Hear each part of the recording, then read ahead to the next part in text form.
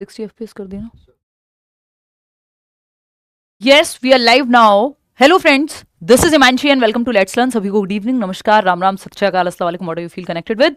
Start करेंगे आज का सेशन। बात करेंगे सीटेट का पेपर आता कैसा है। अभी जो 3 महीने पहले फरवरी में पेपर हुआ है तो वो कैसा आया, एनालिसिस करेंगे प्रॉपर, क्योंकि सिलेबस सेम है। प्रीवियस ईयर से ज़्यादा महत्वपूर्ण कुछ भी नहीं है सीटेट की तैयारी में। अगर आप चैप्टर्स के बाद कोई चीज़ है या सिर्फ प्रीवियस ईयर भी आप अच्छे से एनालाइज कर रहे हैं तो ये आपको बहुत हेल्पफुल साबित होगा। मतलब प्रीवियस ईयर का ऑप्शन नहीं है कोई। हम ये नहीं कह सकते इसकी जगह नहीं ले सकता कोई भी। चाहे आप कितना भी पढ़ लें, आपने चैप्टर्स पढ़ लिए हों, कुछ भी कर लिया हो, फिर भी आपको प्रीवियस ईयर करने हैं। Previous year can't be replaced with anything. कोई भी आप प्रैक्टिस पेपर उठा लीजिए, अपनी मर्जी के बनाए हुए क्वेश्चंस उठा लीजिए इंटरनेट से, वो सब एक तरफ, प्रीवियस ईयर की महत्ता एक तरफ। अभी हम डिस्कस करेंगे। बहुत शोर हम लोग भी बात करते हैं कि भाई कॉन्सेप्चुअल हुआ है पेपर, थोड़ा सा चेंजेस आए हैं, बट आप देखेंगे अगर आपने ठीक से सिलेबस पढ़ा हुआ है तो आप पेपर आसानी से सॉल्व कर पाएंगे। इतना कुछ मुश्किल आपको नहीं होगी। एनीवे, जो लोग नए जुड़ रहे हैं कि नहीं अभी कहाँ से सिलेबस कर लिया, अभी तो हम शुरू कर रहे हैं तैयारी, आप डराओ मत, है ना। डराने वाली तो यहाँ बात ही नहीं होती है। आपको डेली 9 बजे ये सेशन होगा, मंडे टू फ्राइडे, पूरी कोशिश है मेरी। उस दौरान आपको बस एक्टिव रहना है और पढ़ते जाना है जो जो हम काम करने वाले हैं। बैच में अगर आप हैं तो कुछ और नहीं सोचना है। अच्छा, बैच से याद आया, उसकी फीस जो है बैच की वो रिवाइज कर दी है टीम को बोल करके। आप लोग बोल रहे थे कई दिनों से, मैं देख भी रही थी कमेंट्स में, तो मैंने आपको कहा था मैनेजमेंट देखता है और हम एक बेसिक फी रखते हैं, शुरू से ही कम फीस रखते हैं। बट उसमें आप लोगों के कॉमेंट्स आए तो अगले 25 तारीख तक, मैंने स्पेशली टीम से बात की है इस चीज़ के लिए, और अगले 25 तारीख तक जो फी है वो एकदम डिस्काउंटेड है। ये 24 मई तक, 24 मई शाम 7 बजे तक, वो 18 तारीख तक थी।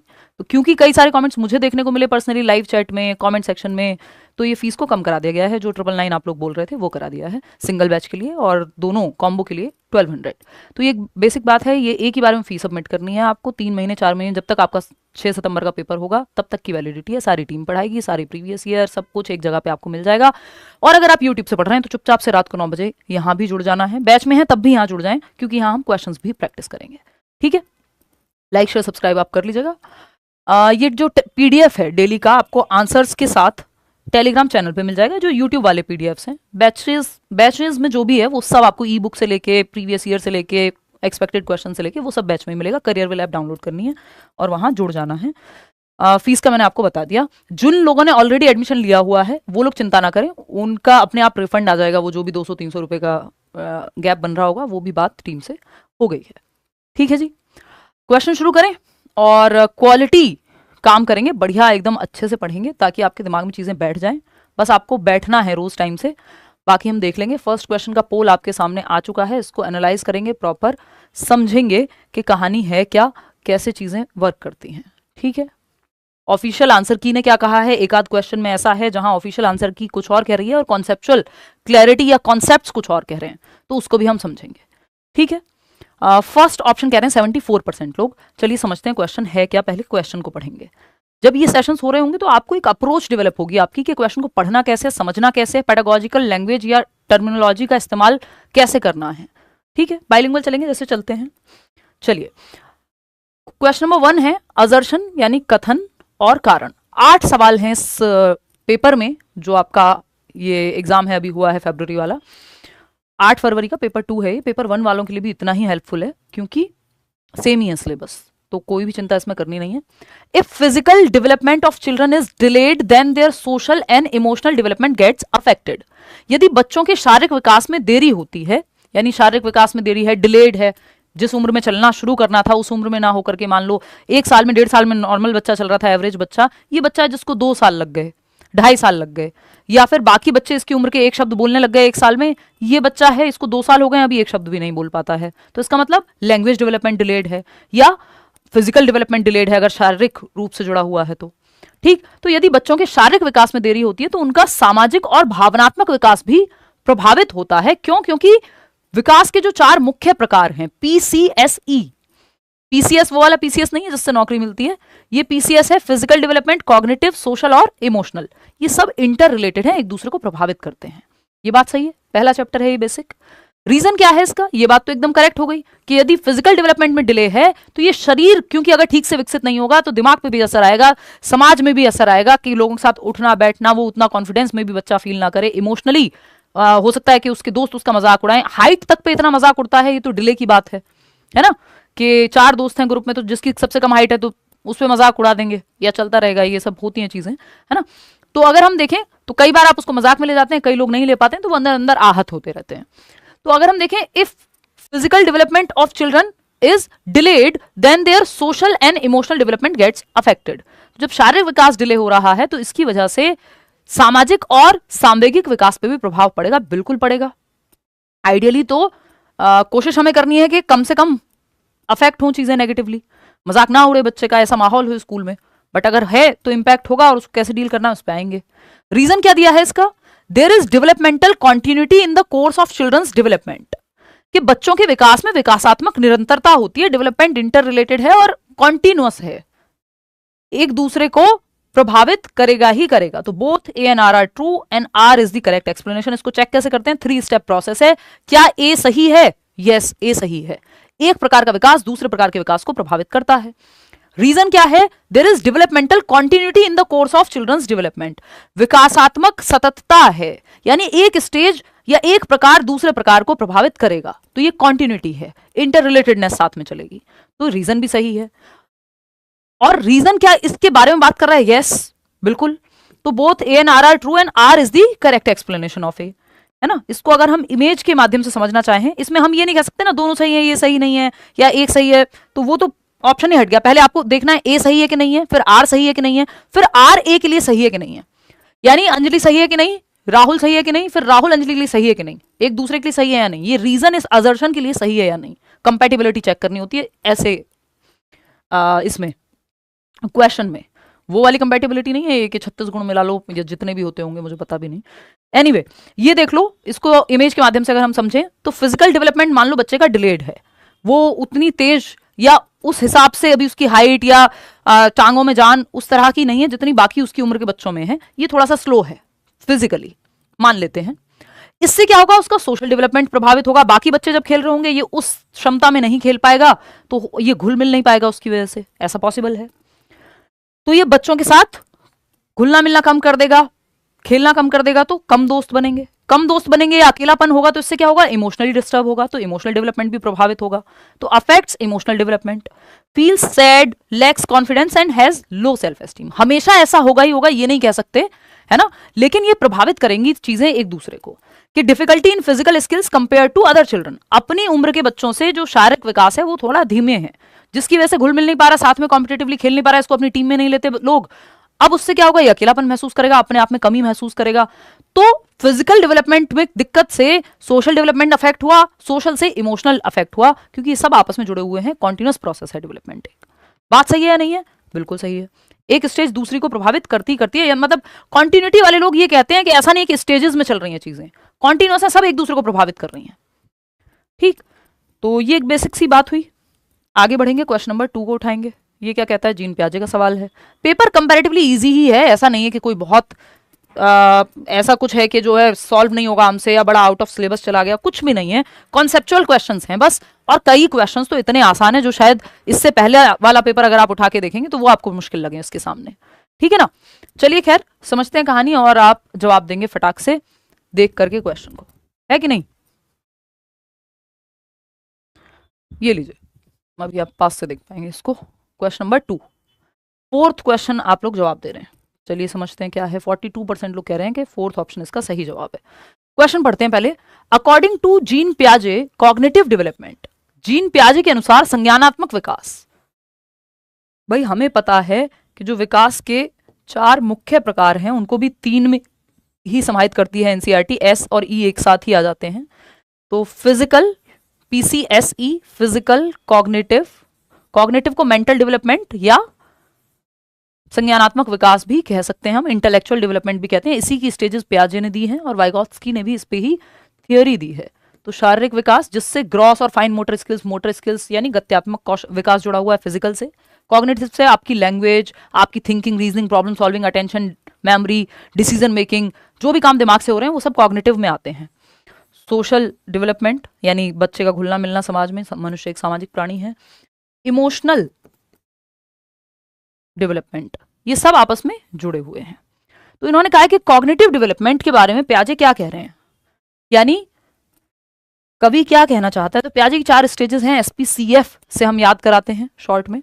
अगर पहले दिन बहुत कुछ समझ में ना आए या लगे जो पहली बारी तैयारी कर रहे हैं, डायरेक्ट क्वेश्चंस पे हम कूद गए हैं, ये एनालिसिस के लिए जरूरी है कि हमें पता रहे कि पेपर आया कैसे है और उसको हम समझ पाएं। बाकी तो धीरे धीरे फिर अलग अलग टॉपिक वाइज करेंगे ही क्वेश्चंस को डिस्कस, और बैच में आप तो चैप्टर वाइज डिस्कशन होगा ही। मैं थोड़े से कमेंट्स देख लेती हूँ, इतने आप जवाब दो इसका। डी ऑप्शन कह रहे हैं आप लोग।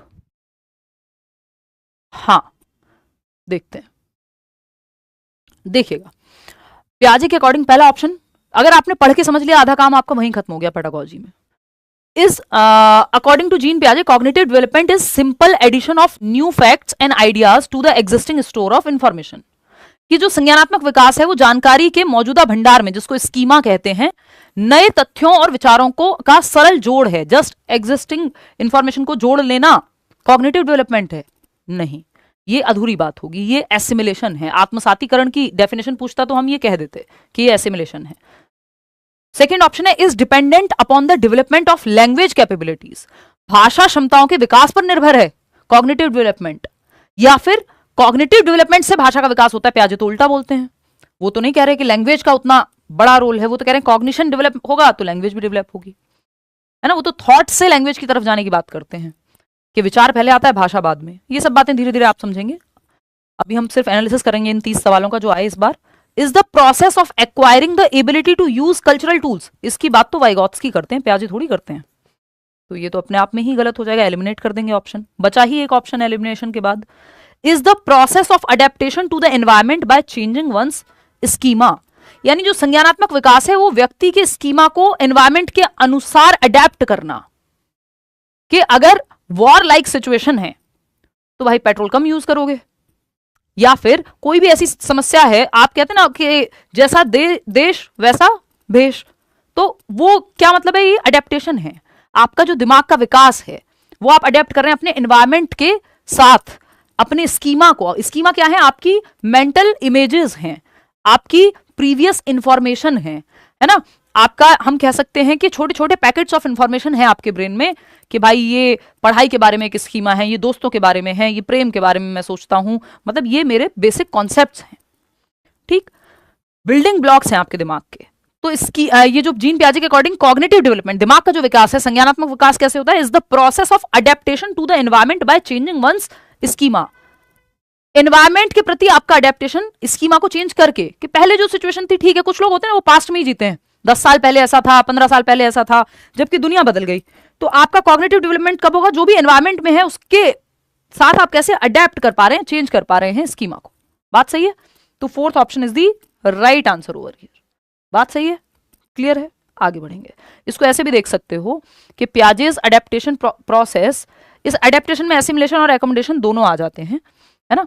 कि कैसे अडेप्टेशन को हिंदी में अनुकूलन बोलते हैं, और इस अनुकूलन में आत्मसातीकरण और यानी एसिमिलेशन और एकोमोडेशन दोनों आते हैं। एसिमिलेशन को आत्मसात करना कहते हैं, यानी कोई जानकारी आपने अपने स्कीमा में, अपने कॉग्निटिव स्ट्रक्चर में, अपनी मानसिक संरचना में, जो भी आपके दिमाग में फीडेड है इंफॉर्मेशन, उसमें आपने ऐड की। कि कोई कार देखी आपने कि हाँ ये तो मेरे कार जैसी है, या पेन देखा ये तो मेरे पेन जैसा है, और आपने अपना जो ऑलरेडी एग्जिस्टिंग स्कीमा था, जो आपके दिमाग में ऑलरेडी भरा हुआ स्टोरेज है, उसमें ऐड कर लिया। दैट्स इट, जस्ट ऐड कर लिया। दाल चावल के बारे में पता था, मिक्स करके खाना सीख लिया, ऐड कर लिया स्कीमा में। एक नया स्कीमा, एक नई इंफॉर्मेशन, एक नया तरीका, यूजिंग एग्जिस्टिंग स्कीमा को इस्तेमाल करते हुए आपने कुछ ऐड कर लिया, ठीक है। अब आप एक नई सिचुएशन देखते हैं, एक नई तरह की कार बच्चे ने देखी, या एक नया तरह का पेन देखा जो लिखता नहीं है। अब वो क्या करेगा? यार ये थोड़ा सा अलग है, इसके टायर थोड़े से अलग हैं, ये पेन खुद से नहीं चलता है, इस बोर्ड पे चलता है, तो ये एक डिजिटल पेन है शायद। तो जो इंफॉर्मेशन पहले से थी कि ये पेन है, ऐसा दिखता है, वो उसको मॉडिफाई करनी पड़ेगी, तब जाकर के वो स्कीमा में फिट हो पाएगी। तो ध्यान रखिएगा, जब मॉडिफाई करके इंफॉर्मेशन को फिट किया जाए स्कीमा में, इसका मतलब बात एकोमोडेशन की हो रही है, समायोजन की हो रही है। और just as it is existing schema में फिट कर लिया जाए किसी इंफॉर्मेशन को, तो वो एसिमिलेशन है। कि दाल चावल पता था, दाल चावल मिक्स करके खाना सीखा है, एसिमिलेशन है। लेकिन कोई और नई डिश के बारे में पता चला है जो दाल चावल से हटके, पहले आपको लग रहा था दाल चावल है, उसको करेक्ट कर रहे हैं आप पुराने स्कीमा में, तो वो एकोमोडेशन है, समायोजन कहते हैं इसको। आप इसमें मॉडिफाई करेंगे एग्जिस्टिंग इंफॉर्मेशन को। जब आप मॉडिफाई करते हैं, क्योंकि पुरानी इंफॉर्मेशन फिट नहीं हो रही, तो आप मॉडिफाई करते हैं अपने स्कीमा को, एडजस्ट करते हैं, मैनिपुलेट करते हैं इंफॉर्मेशन को, तो आप एकोमोडेट करते हैं, सिंपली इंफॉर्मेशन को फिट कर ले रहे हैं, ऐड कर ले रहे हैं। पेन देखा, अच्छा ये पेन होता है, अच्छा ये दूसरी तरह का पेन है, ये बिल्ली है, ये कुत्ता है, दोनों को ऐड कर लिया स्कीमा में। लेकिन जब कुत्ते को बिल्ली समझ बैठे या बिल्ली को कुत्ता समझ बैठे तो वो करेक्ट किया, एक नया स्कीमा बनाया, मॉडिफाई किया पुराने वाले स्कीमा को, तो ये क्या है, एकोमोडेशन कहलाएगा, है ना।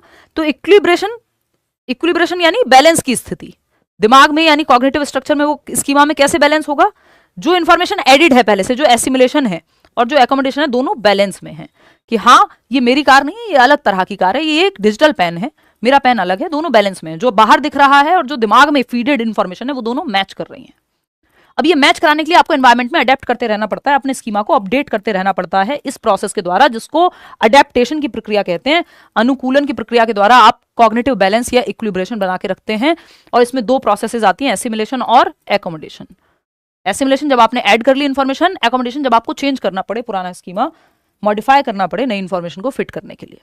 आते हैं क्वेश्चन नंबर 3 पर। ये धीरे धीरे और क्लियर होते जाएंगे जब इनके सबके टॉपिक्स के क्वेश्चन हम करेंगे तसल्ली से, ठीक है जी।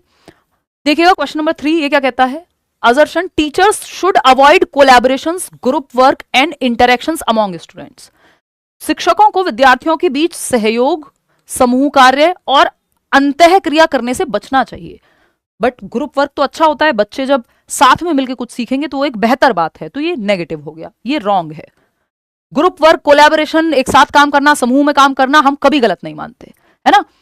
तो ये बात जो है एकदम सही है, मतलब कि ये गलत है ये बात सही है। आगे बढ़ेंगे, रीजन देखिएगा इसका। रीजन क्या है भाई, फटाफट से बताओगे आप लोग, क्या रीजन है। आप सवाल पढ़ोगे, मैं बाल ठीक करूंगी। Both are wrong. चलो वो तो अभी पता लगेगा, पहले से ही कैसे कह दें, अभी तो एनालिसिस होगा तब जानेंगे हम। देखिएगा, तो अभिकथन शिक्षकों को विद्यार्थियों के बीच सहयोग, समूह कार्य और अंतःक्रिया से बचना चाहिए। नहीं भाई, इस चीज को प्रमोट करना है कि बच्चे ग्रुप में काम करें, तो ये तो गलत हो गया। रीजन क्या है, रीजन चेक कर लेते हैं। Learning is a passive process. अधिगम को कोई भी अगर पैसिव बता रहा है तो वो गलत है।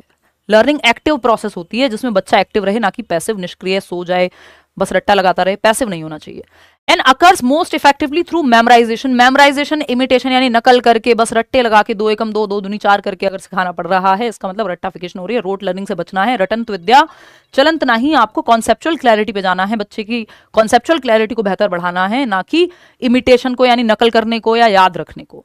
एक स्कूल ऑफ थॉट है मनोविज्ञान में जिसको बिहेवियरिज्म कहते हैं, व्यवहारवाद, वो रटने पे फोकस करता है, उससे आपको बचना है। हमें कंस्ट्रक्टिविज्म, रचनावाद, जिसमें पियाजे और वाइगोत्स्की हैं, जो कहते हैं नॉलेज को कंस्ट्रक्ट करेगा बच्चा एक्टिवली, वो वाली बात सही है। जहां भी रटने की बात आए गलत है। रटना तो है नहीं, बच्चों को पैसिव रखना ही नहीं है। बच्चा जितना एक्टिव है जिस ऑप्शन में, वो ऑप्शन उतना बेहतर है। तो ये दोनों ही गलत हैं, तो बोथ आर ट्रू तो कह ही नहीं सकते हम। Both A and R false. Fourth option 82% लोग सही जवाब दे भी रहे हैं। मुझे लगता है इतने इंटेलिजेंट हैं आप लोग के ज्यादा एक्सप्लेनेशन की आपको जरूरत है भी नहीं। तो थर्ड क्वेश्चन हो गया सही। फोर्थ क्या है, एक बार नजर तो मारे ना, हम पेपर को प्रॉपर एनालाइज करें, भाई पेपर आया कैसा, जिसका इतना हल्ला है, हमें लग रहा है सब चेंज हो गया एकदम। हर बार ये पिछले 10 सालों से तो लगभग मैं देख रही हूँ कि जब भी पेपर होता है हर कोई यही कहता हुआ नजर आएगा, अब और कॉन्सेप्चुअल हो गया है, या अब तो कॉन्सेप्चुअल हो गया, पहले चल जाता था ऐसे, पहले भी नहीं चलता था भाई, कॉन्सेप्चुअल ही था पेपर।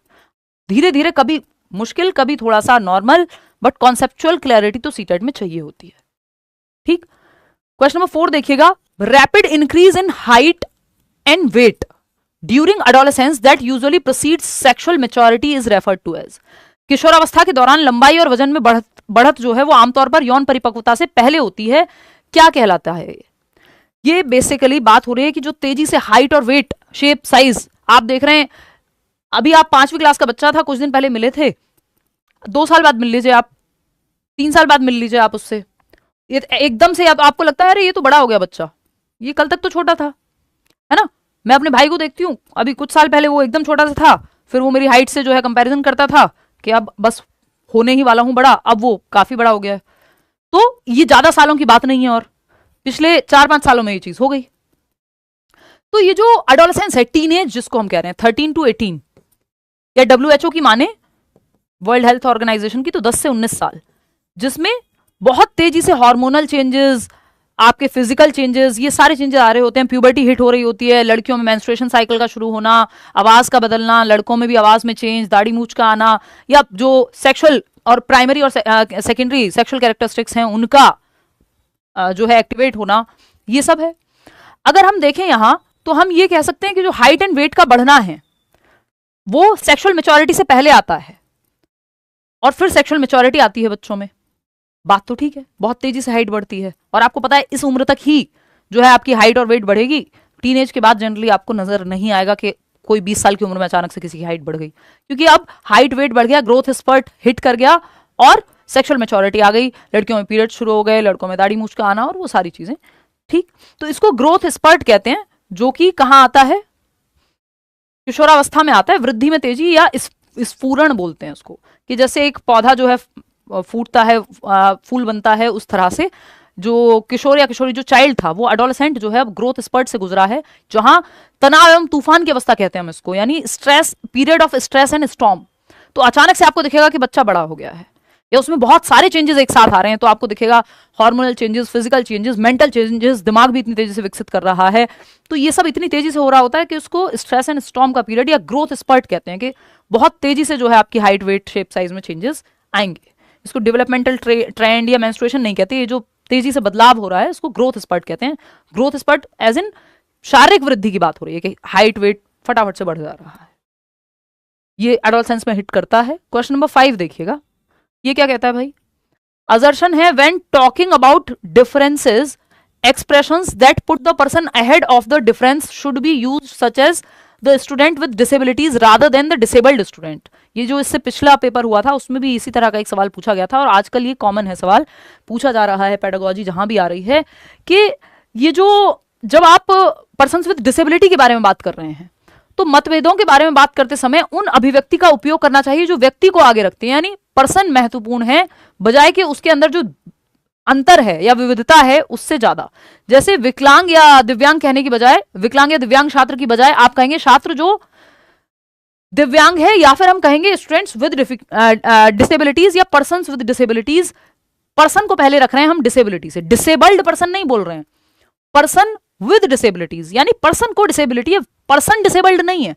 तो लैंग्वेज जो है वो शेप करती है, जो आप बोल रहे हैं वो आपकी सोच को शेप करती है। डिसेबल्ड पर्सन का मतलब हो गया वो एबल नहीं है, डिसेबल्ड है। जब हम कह रहे हैं पर्सन्स विद डिसेबिलिटीज, तो पर्सन को डिसेबिलिटी है, पर्सन डिसेबल्ड नहीं है, तो एटीट्यूड में चेंज आ जा रहा है, देख रहे हैं आप। तो रीजन क्या है इसका, ये बात तो एकदम सही है कि हम रिप्लेस कर रहे हैं कि ये जो एक्सप्रेशन है कि व्यक्ति को आप उसकी डिफरेंस से पहले रखिए।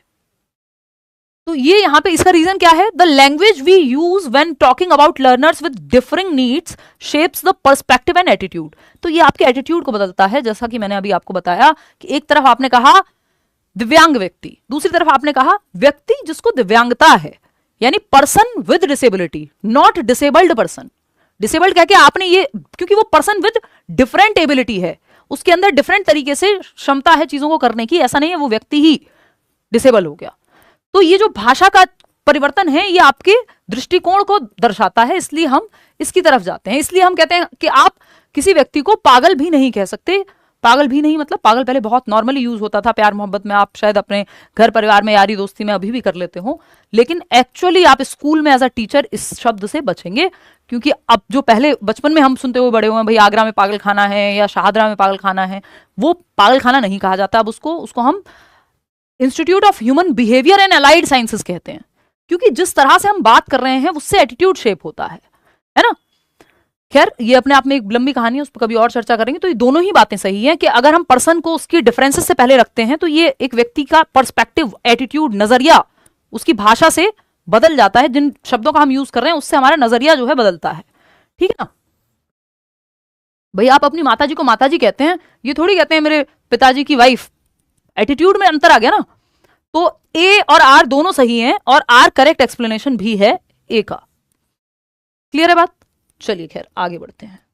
तो एक तो ध्यान रखना है डिसेबल्ड पर्सन कहने की बजाय पर्सन्स विद डिसेबिलिटी, इससे पर्सपेक्टिव और एटीट्यूड में चेंज आएगा। क्वेश्चन नंबर 6 देखिएगा क्या कहता है। क्वेश्चन नंबर 6 ये असर्शन है, कहता है children in middle school should be encourage to write about their emotions on a daily or weekly basis and reflect upon them. यानी जो मिडिल स्कूल में बच्चे यानी 6, 7, 8 क्लास के बच्चे हैं, उनको साप्ताहिक आधार पे यानी वीकली या फिर डेली बेसिस पे रिफ्लेक्ट करना चाहिए किस चीज पे, to write about their emotions on a daily, यानी वो कैसा महसूस कर रहे हैं कि आज दिन भर में मैं कब मुस्कुराया, मुझे कब गुस्सा आया, मुझे कैसा महसूस हुआ, ये बच्चा रात को डायरी में जाके जर्नल करे, लिखे। आप में से कुछ लोग करते भी होंगे। तो उससे क्या होता है, आप रिफ्लेक्ट करते हैं कि आपके दिन में क्या क्या चीजें कैसी कैसी गुजरी और आपने कैसा महसूस किया, तो आप अपने इमोशंस को लेके अवेयर होंगे।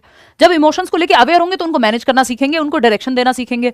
और जो व्यक्ति अपने इमोशंस को, कि मैं फियर, एंगर, लव, वॉट जो भी इमोशन मैंने फील किया है अलग अलग समय पे और किस सिचुएशन में मैं कैसा इमोशन फील करता हूं, तो जब आप अवेयर होंगे तो उसको मैनेज कर पाएंगे तो दिशा दे पाएंगे कि जब गुस्सा आ रहा है तो वहां बहस करने की बजाय या हाथ पैर चलाने की बजाय चुपचाप से उस सिचुएशन से निकल सकते हो। तो ये क्या, इमोशनली इंटेलिजेंट बन जाएगा व्यक्ति, तो इमोशनल इंटेलिजेंस आ जाएगी।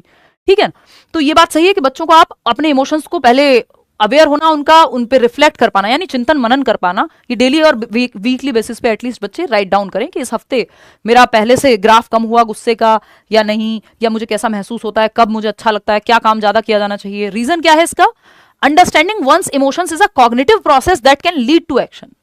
भाई एक संज्ञानात्मक, एक मेंटल प्रोसेस है जिससे आप सही एक्शन ले पाएंगे अगर आप अंडरस्टैंड कर पा रहे हैं अपने इमोशंस को, क्योंकि सब आपस में जुड़े हुए हैं, कॉग्निशन एंड इमोशन बिल्कुल जुड़े हुए हैं, है ना, आपका दिल और दिमाग जुड़ा हुआ है ना। तो ये बात भी सही है, तो दोनों बातें सही हैं और ये एक दूसरे के लिए भी सही है, क्योंकि इसी का एक्सप्लेनेशन है। तो both A and R true and R is the correct explanation, जो कि 93% लोग बढ़िया तरीके से दे भी पा रहे हैं। देखो, अगर एक्सप्लेनेशन आप समझोगे तो इसका मतलब आपका कॉन्सेप्ट क्लियर हो रहा है, तो जब हम नए क्वेश्चंस कर रहे होंगे तो आप बहुत आसानी से जवाब दे पाएंगे, जो हम नेक्स्ट वीक मंडे से शुरू कर देंगे। बैच में भी क्लास मेरी मंडे से शुरू हो जाएगी, ठीक है। देखिएगा, क्वेश्चन नंबर 7 क्या कहता है, which of the following is not an effective strategy in problem solving. निम्नलिखित में से कौन सी समस्या समाधान की एक प्रभावी युक्ति नहीं है। नॉट पे ध्यान दीजिएगा, जिन क्वेश्चंस में नॉट लिखा होता है, एक्सेप्ट लिखा होता है ना, लीस्ट लिखा होता है, उन क्वेश्चंस को ध्यान से पढ़ना होता है। वो क्वेश्चंस आसान होते हैं बट हम गड़बड़ कर जाते हैं क्योंकि हम नॉट को भूल जाते हैं कि इसमें नॉट भी तो लिखा है। समझ रहे हो, देखिएगा एक बार। तो प्रॉब्लम सॉल्विंग की स्ट्रेटजीज हैं कुछ। समस्या समाधान पे एक सवाल कम से कम आता है, इस बार 2 भी आए हुए हैं। समस्या समाधान कैसे होता है, जब आप प्रॉब्लम को टुकड़ों में तोड़ना जानते हो, चंकिंग। हालांकि वो मेमोरी याद रखने में भी काम आता है, बट प्रॉब्लम को टुकड़ों में, पार्ट्स में ब्रेक करना सही शब्द होगा, तो भी आप अच्छे से सॉल्व कर सकते हैं। आप कोई अपनी युक्ति लगाएं, जो तरीका पहले काम किया था उस प्रॉब्लम को सॉल्व करने का अभी फिर से लगाएं। कोई पहले से स्टेप बाय स्टेप सॉल्यूशन हो, जैसे ट्रबल शूटिंग होता है ना, जब आप कंप्यूटर में इंटरनेट नहीं चलता ट्रबल शूट करते हैं, तो एक एल्गोरिथम है जो चेक करेगा कि कहां दिक्कत है, आपके कंप्यूटर में दिक्कत है, आपकी लैन केबल में दिक्कत है, वाईफाई में दिक्कत है ना। तो ये एल्गोरिथमिक प्रोसेस है, ठीक। अब आप ट्राई करो आंसर करने का, कर दोगे इतने पे तो जवाब। थर्ड ऑप्शन कह रहे हैं आप लोग। देखिए, समझते हैं कि कौन सा इफेक्टिव तरीका नहीं है। रिकॉग्नाइजिंग पैटर्न्स एंड रिलेशनशिप्स, ये हेल्प करता है जब आप पैटर्न को समझें और उस पैटर्न में रिलेशनशिप को समझें, है ना, कि भाई बार बार जो है टीवी ऑन करते हो और वो एकदम से फ्लिप करके बंद हो जा रहा है। हो सकता है कुछ ट्यूब में दिक्कत हो, पुराने टीवीज में होती थी, आजकल तो वैसे होता नहीं है ना। या फिर आप देख रहे हो कि आप जब रिमोट यूज करते हो टीवी का तो वो थोड़ा लैग करता है, तो आपको समझ में आ जाएगा कि पैटर्न बन रहा है। पिछली बार भी जब ऐसा हुआ था तो बैटरी वीक हो रही थी, सेल वीक हो रहे थे, तो प्रॉब्लम सॉल्व कर पाओगे, नए सेल लगा दोगे, तो ये प्रॉब्लम सॉल्विंग हो गई। बात तो सही है भाई, जब आप पैटर्न समझ पाते हैं, रिलेशनशिप समझ पाते हैं कि ऐसा क्यों हो रहा है और ये पहले भी हुआ था, तो इस प्रॉब्लम को कैसे सॉल्व करूंगा या करूंगी, तो प्रॉब्लम सॉल्विंग में ये हेल्पफुल तरीका है, पॉजिटिव बात है। हमें चाहिए नेगेटिव। कौन सा प्रॉब्लम सॉल्विंग में अच्छा तरीका नहीं है, helpful. Using logical reasoning to solve problems, तार्किक बुद्धि का या तर्क का इस्तेमाल करना, तर्क शक्ति का प्रयोग करना समस्याओं के समाधान के लिए बेहतरीन तरीका है कि आप लॉजिक का प्रयोग करें। लॉजिक का प्रयोग क्या कहेगा कि जब ऑफिशियल नोटिस आएगा तब मानेंगे कि पेपर कब है, लेकिन इमोशनल एस्पेक्ट क्या कहेगा, नहीं नहीं 4 दिन पहले पता लग गया है, बहुत अच्छी बात है, जबकि वो क्या है, इलीगल काम है एक तरह का। एनीवे, नेक्स्ट क्या है, ओवरलुकिंग रेलिवेंट इंफॉर्मेशन, यानी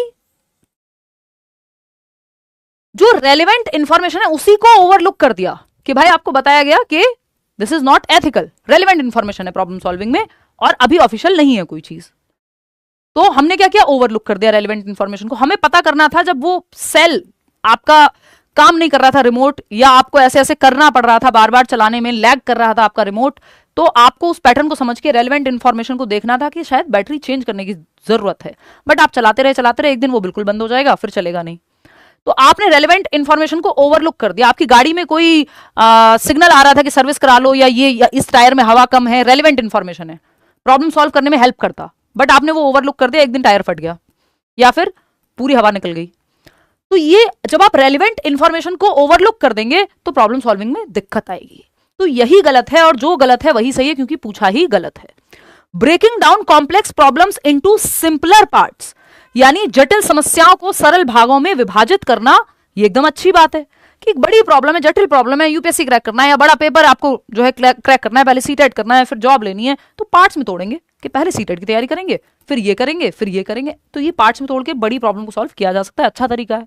एक ही तरीका है जो प्रॉब्लम सॉल्विंग में हेल्प नहीं करता, वो है ओवरलुकिंग रेलिवेंट इन्फॉर्मेशन, कि जो काम की इंफॉर्मेशन थी वो आपने ओवरलुक कर दिया, उसको अनदेखा कर दिया, बाकी फालतू चीजों में अटके रहे। तो ये थर्ड ऑप्शन सही है यहां पे, क्योंकि नॉट लिखा हुआ है इसलिए ये सही है।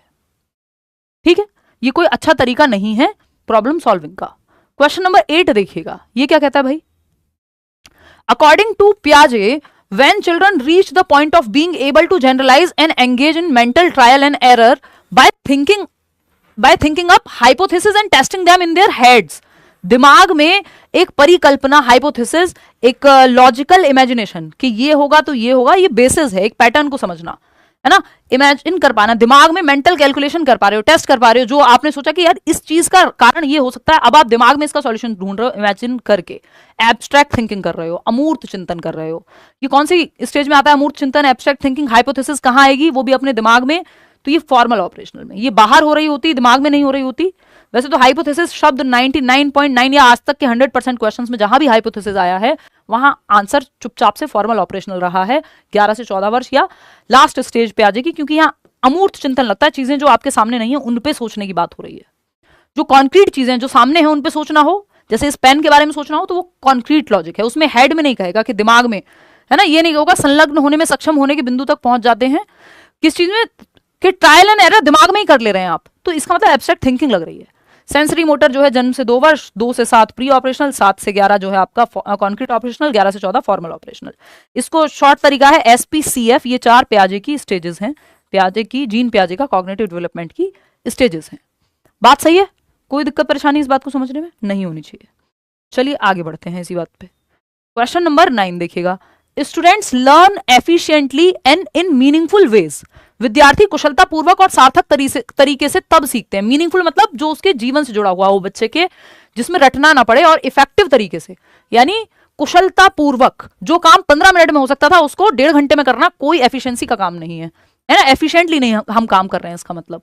तो देखते हैं एक बार कि कौन सा तरीका है जो एफिशिएंटली, मैं एक बार कॉमेंट चेक कर लेती हूँ, एफिशिएंटली आपका काम करेगा यहाँ पे। बात सही है नहीं, बात एकदम सही है। हाँ, थोड़ी सी स्पीड बढ़ाएंगे 15 क्वेश्चन के बाद।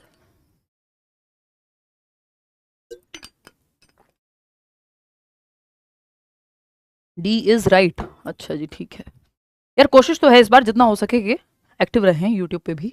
इन बिटवीन थोड़ी बहुत छुट्टी लेनी होगी, वो मैं बता दूंगी आपको। बैच में मंडे से आपकी क्लास शुरू हो जाएगी, टाइमिंग भी बता दिया जाएगा आपको, ठीक है। चलिए, तो अगर हम यहाँ देखें तो students learn efficiently and in meaningful ways, कुशलता पूर्वक सीखते हैं और सार्थक तरीके से सीखते हैं, है ना। बहुत ज्यादा होता है ना, कई बार आप किसी से पढ़ते हैं आसानी से समझ में आ जा रहा है, तो वो एफिशिएंटली समझा रहा है आपको कुशलता पूर्वक। तो कब, जब जीवन से जुड़ा होगा, रियल लाइफ से जोड़ दो, बच्चे को एक्टिव कर दो, वो ऑप्शन एफिशिएंटली सिखा देगा या मीनिंगफुल वे में सिखा देगा। Content is presented to them in the form of incoherent pieces. ये जो इन लगा दिया ना, इन लगता है अंग्रेजी में तो नेगेटिव बन जाती हैं चीजें, जैसे कंप्लीट को इनकम्प्लीट बना दो, है ना, प्रीफिक्स है एक तरह का, तो ये नेगेटिव की तरफ ले जाता है। तो इनकोहेरेंट का मतलब है जो चीजें आपस में जुड़ी हुई ना हो, हमें चीजें कोहेरेंस में चाहिए, कोहेरेंटली जुड़ी हुई हो, आपस में जुड़ी हुई हो। जैसे मैं एक शब्द अब बोलूं और एक शब्द 10 मिनट बाद बोलूं, आपस में कोई जुड़ाव ही नहीं है, कोई फ्लो ही नहीं है, कोई इसमें फ्लुएंसी ही नहीं होगी। तो विषय वस्तु को उन्हें जानकारी के असंगत टुकड़ों के रूप में प्रस्तुत किया जाए, बिल्कुल भी नहीं, संगत टुकड़ों में जुड़े हुए, एक टॉपिक से दूसरा टॉपिक, एक एग्जाम्पल से दूसरा एग्जाम्पल रिलेटेड होना चाहिए। बात सही है। तो इन कोहेरेंट पीस तो नेगेटिव हो जाएगा, ये तो ऐसा हो जाएगा डिस्कनेक्टेड चंक में, तभी तो एक चैप्टर 7th क्लास में जो पढ़ रहे हो 6th से रिलेटेड होता है, चैप्टर 1 चैप्टर 2 से कॉम्प्लिकेटेड होगा, सिंपल टू कॉम्प्लेक्स जाते हैं, इसीलिए तो क्योंकि जुड़ी हुई हैं चीजें आपस में। Focus is on avoiding failure instead of approaching mastery. आपको फेलियर अवॉइडेंस की अप्रोच नहीं रखनी कि किसी तरह से, वो राजू रस्तोगी था ना उसमें 3 इडियट्स में, कि बस पास हो जाऊं कुछ भी करके, तो वो फेलियर से बचना चाहता है कि 33% नंबर आ जाए किसी तरह से, या 82 नंबर आ जाए सीटेट में, तो ये फेलियर अवॉइडेंस है। फिर क्या होता है, 82 सोच के 62 पे रह जाते हैं। तरीका क्या होना चाहिए, मास्टरी ओरिएंटेशन, के जो भी है सिलेबस में सब पढ़ जाना है। तो मास्टरी का जो ओरिएंटेशन होता है वो बेहतर होता है निपुणता वाला, जो रेंचो का था उसमें, यानी जो आमिर खान का कैरेक्टर है। ठीक है इतनी बात। फिर अगर हम बात करते हैं थर्ड ऑप्शन की, तो ये हमें बेटर लग रहा है, फिर भी हम देखेंगे third option. New concept is completely different from previously learn material. देखिए नया कॉन्सेप्ट, जबकि प्रीवियस नॉलेज को न्यू नॉलेज से जोड़ना होता है, पूर्व ज्ञान को नए ज्ञान से जोड़ना होता है। लेसन प्लानिंग भी अगर कभी आपने की होगी, लेसन प्लान्स बनाए होंगे तो आपको पता है। तो न्यू नॉलेज को ओल्ड नॉलेज से कनेक्ट करना होता है, डिस्कनेक्टेड नहीं। जो बच्चा जानता है उसमें कुछ नया जोड़ते हैं। जब नींव बनती है तो उसके ऊपर दीवार बनती है, बिल्डिंग उसके नींव के ऊपर खड़ी होती है, उल्टा नहीं होता। समझ रहे हो क्यों? क्योंकि प्रीवियस नॉलेज से कनेक्ट करके आपको पढ़ाना है, ना कि कोई कनेक्शन ही ना हो जो पहले पढ़ा है उसमें। मतलब आज आप साइंस पढ़ रहे थे, कल आप कुछ और ही पढ़ने लग गए, आपस में रिलेटेड ही नहीं है ना। तो एक कनेक्शन होना चाहिए। बाद में बड़े होकर आप पढ़ रहे हैं या एक आउट ऑफ इंटरेस्ट पढ़ रहे हैं, that is a different thing, but एक चैप्टर दूसरे चैप्टर से कनेक्टेड है, स्पाइरल करिकुलम बोलते हैं इसको। क्वेश्चन नंबर 4 देखिएगा, their responses and subjective experiences are attended and valued. यानी बच्चे के जो रिस्पॉन्सेज हैं और जो सब्जेक्टिव एक्सपीरियंसेस हैं उनको अटेंड किया जाए, उनको सुना जाए, जो उसकी व्यक्तिगत अनुभव हैं, जो प्रतिक्रियाएं हैं, उन पर ध्यान दिया जाए, उनको महत्व दिया जाए। क्लास में उसकी बात को सुना जाएगा तो मीनिंगफुल वेज में सीखेगा। यहां पे क्या है, focus is on avoiding failure instead of approaching mastery. तो ये भी गलत ही तरीका है, इससे भी क्या होगा, मीनिंगफुल लर्निंग नहीं होगी। आपको मास्टरी पे फोकस करना था, आपने फोकस किस पे किया, फेलियर अवॉइडेंस पे। ये इसको हमने पढ़ लिया होगा उल्टा, कि निपुणता हासिल करने पर फोकस है। नहीं, अगर निपुणता हासिल करने पर फोकस होता तो सही हो जाता, लेकिन यहां निपुणता हासिल करने के बजाय लिखा हुआ है। असफलता से बचने पे जोर है, तो ये अच्छा तरीका नहीं हुआ सीखने का। तो fourth option is the right answer, कि वहां बच्चे मीनिंगफुली सीखेंगे जहां बच्चे की रिस्पॉन्स, बच्चे ने कोई जवाब दिया उसको सुना जाए, उसके एक्सपीरियंस को। कि एक बच्चा हो सकता है घूमने लद्दाख गया हो, दूसरा बच्चा अपनी नानी के घर गया हो, और आप हॉलीडे होमवर्क के बाद, छुट्टियों के बाद जुलाई में पूछ रहे हैं बच्चे से उसके अनुभव। तो आपको हर बच्चे के अनुभव को महत्व देना है, वैल्यू करना है और उसको समझने की कोशिश करनी है। बात सही है? तो fourth option is the right answer over here. आगे बढ़ेंगे क्वेश्चन नंबर 10 पर। According to Lawrence Kohlberg, around which ethics do very young children's moral reasoning revolve। very young children यानी less than 10 years की बात हो रही है, या छोटे बच्चे, बहुत छोटे बच्चे हैं। very young का सिंपल मतलब ये है। तो बहुत छोटे बच्चों की जो नैतिकता है वो किस तर्क शक्ति पे, किस रीजनिंग पे, जिसको हम मॉरल रीजनिंग कहते हैं, क्या होती है वो उनकी। Ethics of egocentrism, ethics of care, ethics of perspective. Ethics of care women के केस में हम यूज करते हैं जनरली, बट यहाँ पे क्वेश्चन ही कुछ और पूछा है। Ethics of perspective of others, दूसरों के पर्सपेक्टिव को ये बच्चा समझ ही नहीं पाएगा। वेरी यंग यानी 6 साल से भी कम का हो सकता है बच्चा, पहली दूसरी क्लास में पढ़ता हो, 7-8 साल का हो, 10 साल से नीचे नीचे हर हालत में, ठीक है ना। तो वेरी यंग में तो और भी, मतलब 3-4 साल के बच्चे को भी आप वेरी यंग कह सकते हो। तो ethics of perspective of others, अभी कहां दूसरों के पर्सपेक्टिव को, और पहला स्टेज उठा लीजिए आप मॉरलिटी का, जिसमें बात होती है किसकी, प्री कन्वेंशनल मॉरलिटी में पनिशमेंट एंड ओबीडियंस की बात होती है। उसके लिए वो चीज गलत है जिससे पनिशमेंट मिले, और वो चीज सही है जिससे पनिशमेंट ना मिले। तो उसको कोई फर्क नहीं पड़ता कि क्या सही है क्या गलत है, उसको फर्क पड़ता है जिससे मुझे डांट ना पड़े। तो वो ईगोसेंट्रिक है, सेल्फ सेंटर्ड है ना। एथिक्स ऑफ ईगोसेंट्रिज्म, लॉ पे, क्योंकि जीरो मॉरलिटी है उसकी खुद की, अभी खुद की कोई भी सही गलत उसका है ही नहीं, एक्सटर्नली बाहर से आएगा जो भी मॉरलिटी की बात होगी। केयर, ये सब दूर की बातें हैं, वो ईगोसेंट्रिक नैतिकता है। चॉकलेट मिल रही है तो सही है, चाहे एक चोर अंकल किडनैपर जो है चॉकलेट दे दे, वो भी ले लेगा बेचारा, फिर बाद में पनिशमेंट मिल जाएगी तो फिर कोई बताएगा ऐसे हो जाता है, तब वो नहीं करेगा वो काम, तो उसको तो पड़ी ही नहीं है। वो एथिक्स ऑफ ईगोसेंट्रिज्म पे चलता है, क्योंकि बहुत छोटा बच्चा है, उसकी खुद की कोई मॉरल रीजनिंग है ही नहीं, जीरो मॉरलिटी है वहां पे। जिस चीज से पनिशमेंट मिलेगी वो चीज गलत है, जिससे ना मिले वो सही है। वो भी अभी और आगे जाके स्टेज में पहुंचेगा। क्वेश्चन नंबर 11 देखिएगा, ये कोहलबर्ग की 6 स्टेजेस हैं, 3 लेवल हैं, उस पर बाद में हम बात करेंगे तसल्ली से। अभी यहाँ पे हमें एक बेसिक एनालिसिस कर लेना है ताकि आपको आइडिया लग जाए कि पेपर कैसा आया था और इसका ऑफिशियल आंसर क्या है। असर्शन क्या है, diversity and inclusion improve teaching and learning, यानी विविधता और समावेशन द्वारा शिक्षण और अधिगम में सुधार होता है। यानी डाइवर्सिटी मतलब अलग अलग तरह के बच्चे होंगे जहां, और इंक्लूजन मतलब हर तरह के बच्चे को शामिल किया जाएगा कि एक बच्चा है जो बिहार से है, दूसरा है जो राजस्थान से है, तीसरा है जो पंजाब से है, चौथा है जो कश्मीर से है, पांचवा है जो केरला से है। केंद्रीय विद्यालय या आर्मी स्कूल्स में आपको इस तरह के केसेस काफी ज्यादा मिल जाएंगे। वैसे तो क्लास में सभी बच्चे डाइवर्सिटी होती ही है क्योंकि सारे बच्चे एक जैसे नहीं हो सकते, सभी सेम भाषा बोलते हो, सेम जाति धर्म संप्रदाय ये सब हो जरूरी नहीं है। हद से ज्यादा आपको एज वाइज होमोजेनिटी मिल जाएगी कि मतलब लगभग सेम उम्र के बच्चे होंगे, डिट्टो सेम हो वो भी जरूरी नहीं है। तो डाइवर्सिटी एंड इंक्लूजन यानी हर बच्चे को इंक्लूड करना, ये बात पॉजिटिव है इंक्लूजन। तो रीजन क्या है?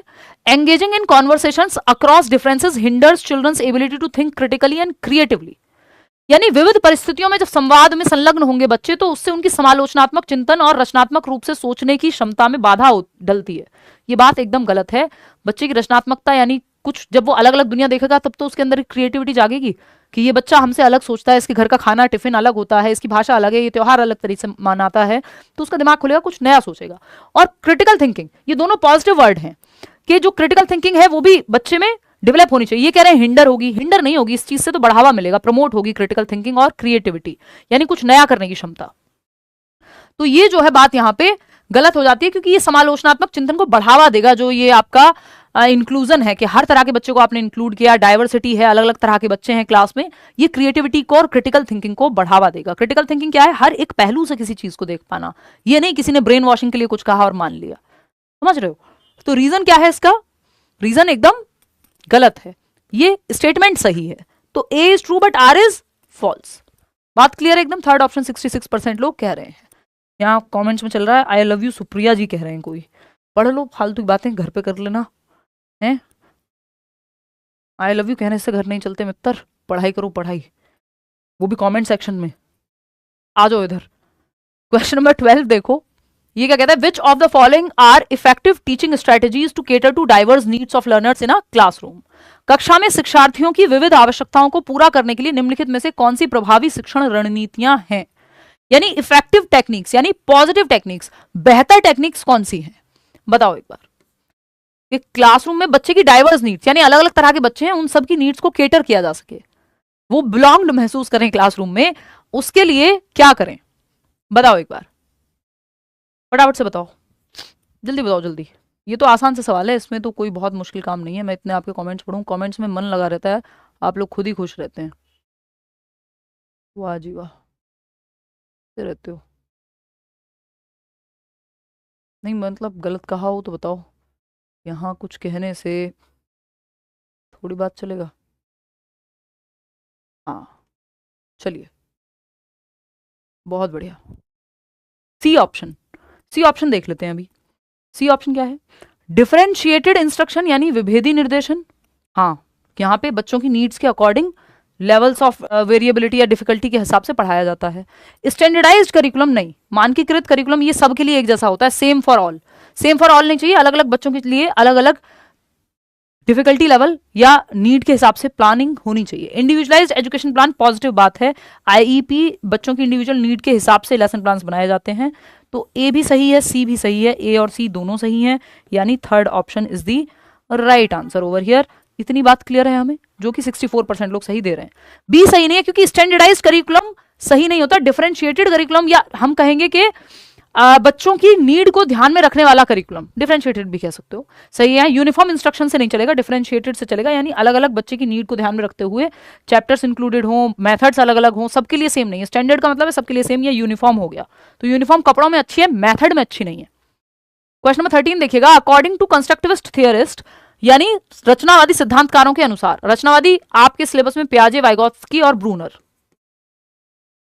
रचनावादी मतलब पॉजिटिव बात है, बच्चा एक्टिव है, कंस्ट्रक्ट कर रहा है नॉलेज को, तो बच्चा एक्टिव होगा जिस ऑप्शन में वो सही होगा। According to constructivist theorists children have a natural tendency to make sense of the world, बिल्कुल सही बात है भाई। रचनात्मकतावादी या संरचनात्मकतावादी तो कहते हैं ना बच्चों में दुनिया की समझ विकसित करने की स्वाभाविक प्रवृत्ति है, बिल्कुल सही बात है। फिर भी बाकी के 3 ऑप्शन देख लेते हैं। चिल्ड्रन लर्न ओनली, एक तो ये ओनली वाले ऑप्शन से बच के रहा करो। Children learn only when extrinsically motivated, यानी बाहर से उनको रिवॉर्ड के लिए, पनिशमेंट के लिए, ये सब रिवॉर्ड्स के लिए मोटिवेट करोगे तो ही वो बेहतर सीखेंगे, ये एकदम खराब है। ऐसा नहीं है, हमें कोशिश करनी है इंटरनली मोटिवेट कर पाए हम बच्चे को। चिल्ड्रन लर्न, थर्ड ऑप्शन है, children learn best when information is presented to them in a final form. Final form ने उनको नॉलेज कंस्ट्रक्ट करने का, सही उत्तर तक पहुंचने का अवसर देना है। ऐसा नहीं सीधा जवाब दे दो बस, तो वो रट्टाफिकेशन हो जाएगा, मीनिंगफुल लर्निंग नहीं हो पाएगी। फिर आता है next fourth option, children have a tendency to behave in unruly ways that needs to be corrected. यानी बच्चे तो गलत तरीके से व्यवहार करते हैं, उनको सुधारने की जरूरत है, डंडा ले लो एक, ये सब फालतू बातें हैं, नेगेटिव बातें हैं, बच्चे के पक्ष में नहीं है ये। बच्चे को एक्टिव रखता है रचनावाद, ना कि इस तरह से मारपीट, डंडा, स्कोल्डिंग, रटना, इन सब की बात नहीं करता। आगे बढ़ेंगे क्वेश्चन नंबर 14 पे। Two commonly used strategies for effective problem solving are, यानी प्रभावी समस्या समाधान के लिए आमतौर पर इस्तेमाल की जाने वाली दो प्रभावशाली रणनीतियां कौन सी हैं? प्रॉब्लम सॉल्विंग की दो इफेक्टिव स्ट्रेटजीज, यानी बेहतर पॉजिटिव स्ट्रेटजीज जिनके द्वारा प्रॉब्लम को सॉल्व किया जा सके। इससे पहले एक सवाल आया था, इस बार दो सवाल आए हैं प्रॉब्लम सॉल्विंग के। जनरली एक सवाल आता है प्रॉब्लम सॉल्विंग का कि समस्या समाधान करता बनाना है ना बच्चों को, आपको child as a problem solver की बात होती है। एक आपका सिलेबस में एक पूरा टॉपिक है छोटा सा, एक ही क्वेश्चन आता है, आजकल दो पूछ लिए गए हैं। तो प्रॉब्लम सॉल्वर बनाने के लिए अच्छी टेक्निक कौन सी है ये पूछा है हमसे, तो आप देख लो जिससे प्रॉब्लम सॉल्विंग बेहतर हो पाए। 54% लोग जो हैं वो ए ऑप्शन कह रहे हैं। चलिए देख लेते हैं कि ए होगा कि नहीं होगा, देख लेते हैं। ए ए ए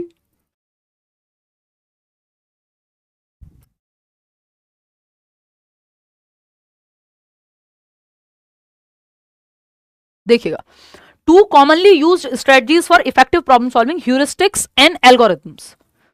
सही लग रही है बात? 55% लोग कह रहे हैं, चलो मार्क कर लेते हैं, बाद में देखेंगे। ह्यूरिस्टिक्स एंड फंक्शनल फिक्सनेस, देखिए ये फंक्शनल फिक्सनेस जहां आ जाए ये नेगेटिव है, प्रॉब्लम सॉल्विंग में हेल्प नहीं करती, समस्या बनती है, बाधा बनती है। फंक्शनल फिक्सनेस क्या है? कार्यात्मक स्थिरता। जैसे 10 साल पहले एक प्रॉब्लम को सॉल्व कर रहे थे, आज भी वैसे ही कर रहे हैं। प्रॉब्लम कोई भी आ जाए तरीका सेम ही लगाते हैं। ये वैसा ही है जैसे कई लोगों के घर वाले जो है कहते हैं समस्या कुछ भी हो, प्रॉब्लम का जो जड़ है वो फोन ही है, तबियत खराब है इस फोन की वजह से, पढ़ नहीं रहे हो इस फोन की वजह से, जो कि सच भी हो सकता है कई केसेस में, है ना। तो ये वैसा फंक्शनल फिक्सनेस मतलब किसी प्रॉब्लम को सॉल्व करने का एक ही तरीका है ना। कुछ भी हो जाए, ये खा लो, ये कर लो, है ना, सेम तरीका तो नहीं हो सकता सारी तरह की प्रॉब्लम को सॉल्व करने का। ह्यूरिस्टिक ठीक होता है, ह्यूरिस्टिक एक जुगाड़ टाइप युक्ति होती है, इसको पॉजिटिव मानते हैं प्रॉब्लम सॉल्विंग में। फंक्शनल फिक्सनेस नेगेटिव है एकदम, कार्यात्मक स्थिरता, यानी एक ही तरीके से आप काम करते हैं, वो प्रॉब्लम सॉल्विंग का तरीका नहीं है। अलग अलग प्रॉब्लम के लिए अलग अलग तरीके चाहिए होंगे, फ्लेक्सिबिलिटी चाहिए हमको, फिक्सनेस नहीं चाहिए यहाँ पे।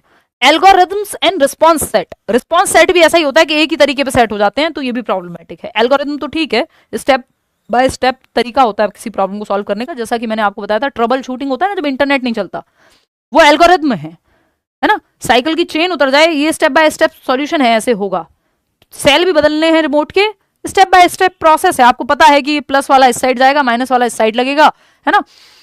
ह्यूरिस्टिक एंड रिस्पॉन्स सेट, देखो ह्यूरिस्टिक और एल्गोरिथम प्रॉब्लम सॉल्विंग में हेल्प करते हैं, बट ये रिस्पॉन्स सेट और फंक्शनल फिक्सनेस हेल्प नहीं करते, तो ये नेगेटिव है, ये नेगेटिव हो जाएंगे, ये नेगेटिव हो जाएंगे। तो ये तीनों में जब एक एक भी नेगेटिव है तो पूरा ही आंसर चला जाएगा, चाहे ये शुरुआत का सही क्यों ना हो। तो एक ही ऑप्शन बचता है जिसमें दोनों पॉजिटिव हैं, ये heuristics and algorithm.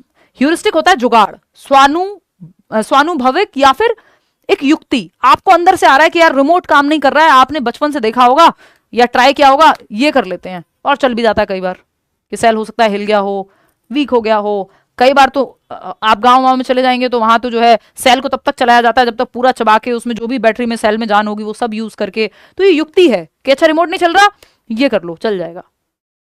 This is heuristic only, कि पहले एक्सपीरियंस के आधार पे कभी कोई तुक्का या कोई युक्ति काम की थी, जुगाड़ है और वो काम भी कर जाता है कई बार, तो ये ह्यूरिस्टिक है, प्रॉब्लम सॉल्विंग में हेल्प करता है। ह्यूरिस्टिक का एक उदाहरण है। एल्गोरिथम क्या है? एल्गोरिथम है स्टेप बाय स्टेप सॉल्यूशन, कि भाई मैथ का कोई सवाल सॉल्व करना है, a + b का होल स्क्वायर लगेगा, ऐसे ऐसे लगेगा, ये स्टेप बाय स्टेप सॉल्यूशन है और स्टेप के नंबर भी मिलेंगे, तो दिस इज एल्गोरिथम। तो ह्यूरिस्टिक और एल्गोरिथम दोनों हेल्पफुल होते हैं प्रॉब्लम सॉल्विंग में, ये ध्यान रखेंगे आप। रिस्पॉन्स सेट और फंक्शनल फिक्सनेस नेगेटिव हैं, ये अपने आप में रेड फ्लैग जैसा है, यानी नेगेटिव टर्म्स हैं जो रिस्पॉन्स सेट और फंक्शनल फिक्सनेस है। ये देखिएगा, ह्यूरिस्टिक यानी युक्ति,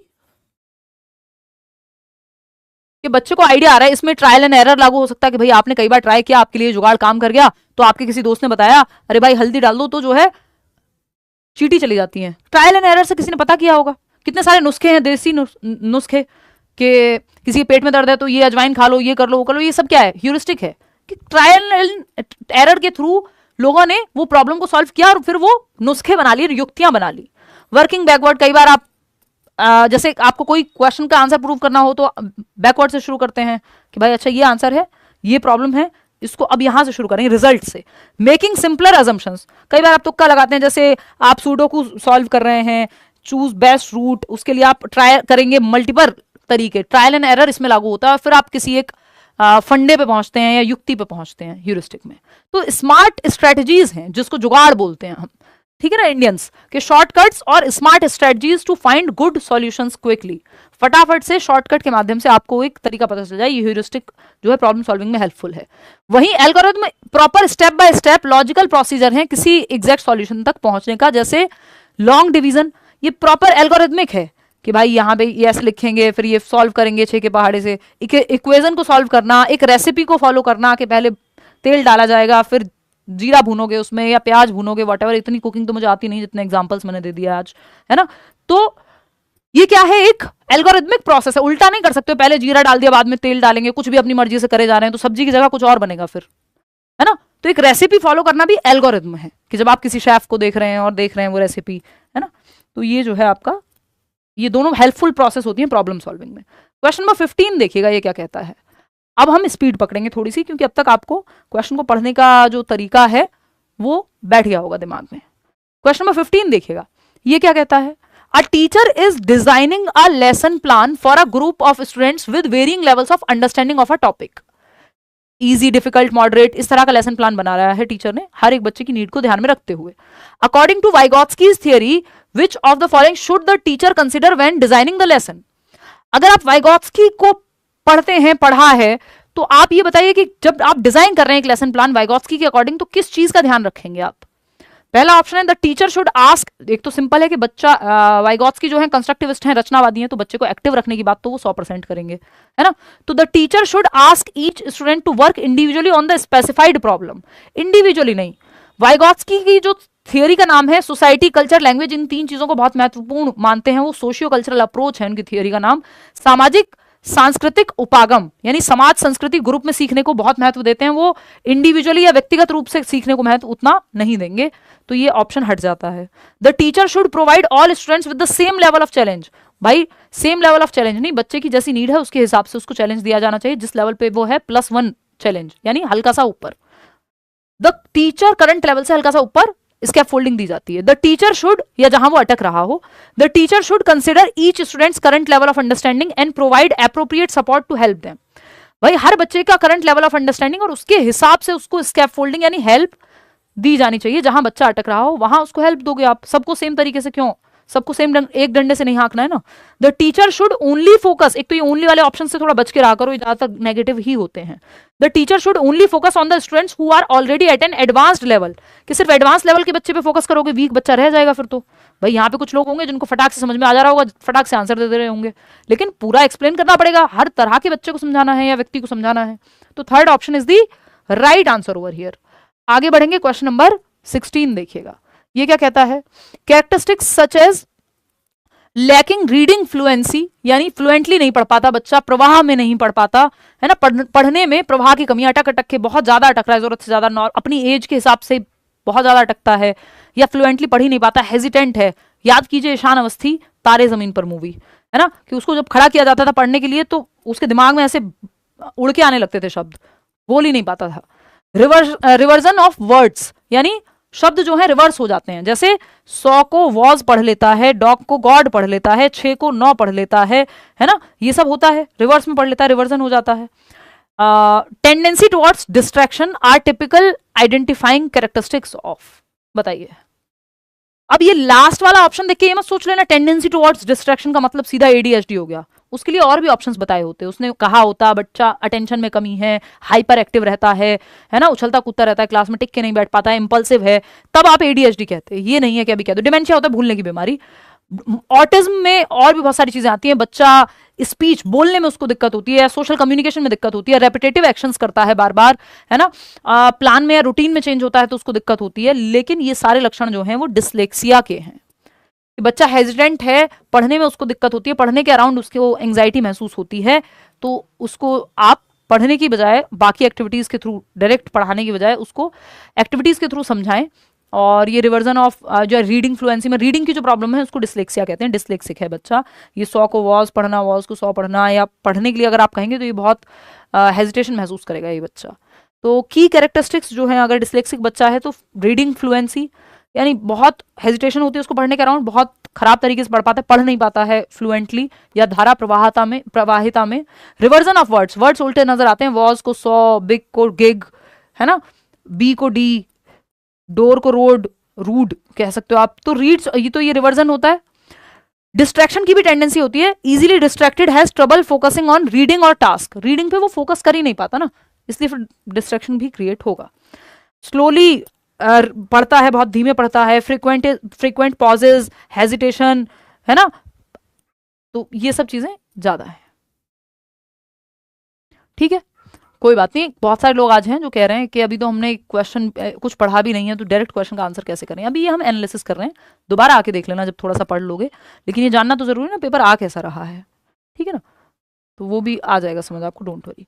क्वेश्चन नंबर 17 देखिए, students feel more motivated to learn in an environment which ensures, बच्चे जो है कैसे वातावरण में सीखने के लिए अभिप्रेरित महसूस करेंगे या मोटिवेटेड महसूस करेंगे, जो एनवायरमेंट एंश्योर करता हो, क्या कि वो बिलोंग करते हैं, बिलोंगिंगनेस, कि वो उनका क्लास है, उनका टीचर है, उनके दोस्त हैं, अपनापन जहां महसूस करेंगे बच्चे वहां सीख पाएंगे। बिल्कुल सही बात है।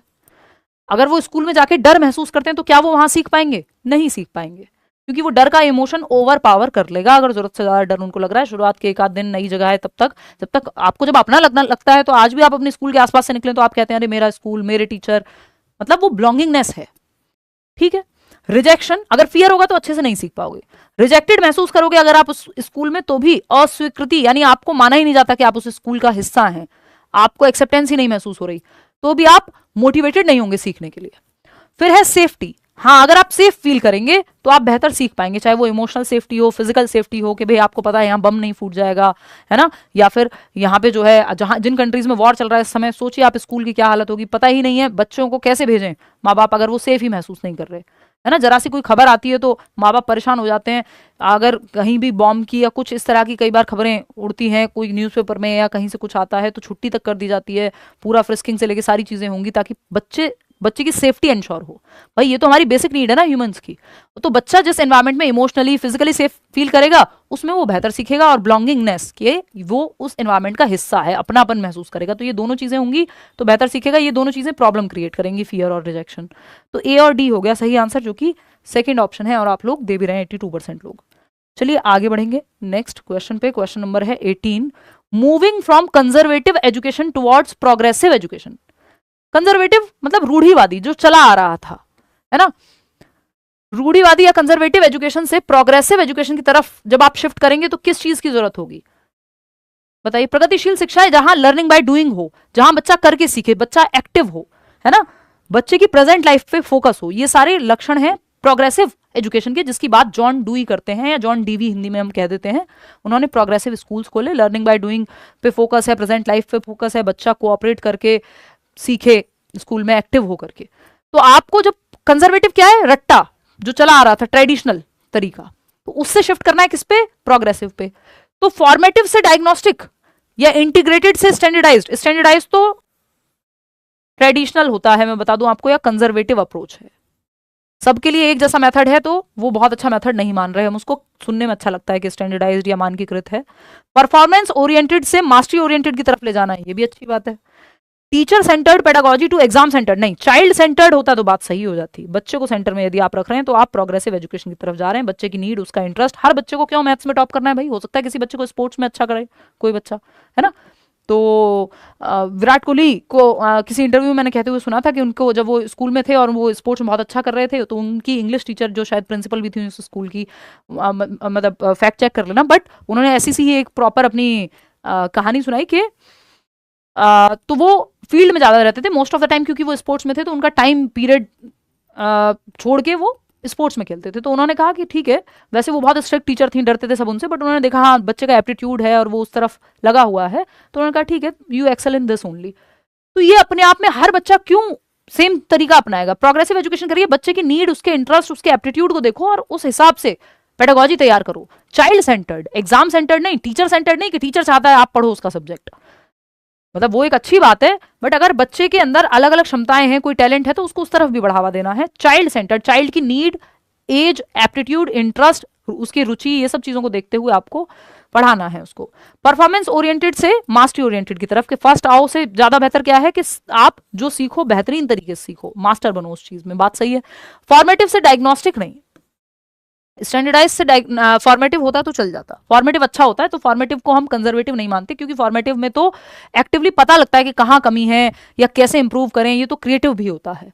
तो रचनात्मक और ये नैदानिक दोनों सही है, बट रचनात्मक से नैदानिक नहीं, उल्टा नहीं। तो थर्ड ऑप्शन यहाँ पे सही है कि परफॉर्मेंस से मास्टरी की तरफ जाएं, कि फर्स्ट आना। परफॉर्मेंस मतलब प्रदर्शन उन्मुख क्या है कि कुछ भी करके फर्स्ट आना है, जैसे वो चतुर था उसमें 3 इडियट्स मूवी में, चमत्कार को बलात्कार बोल दे रहे हैं, मतलब रट्टाफिकेशन, बस फर्स्ट आना है कुछ भी करके, साम दाम दंड भेद करके, है ना। तो ये अच्छा नहीं है, इससे बेहतर है मास्टरी ओरिएंटेड, कि आप मास्टर हो, जो भी आप कर रहे हो उसमें आप बेहतर कर पाए, जैसे वो रेंचो यानी आमिर खान का कैरेक्टर था again.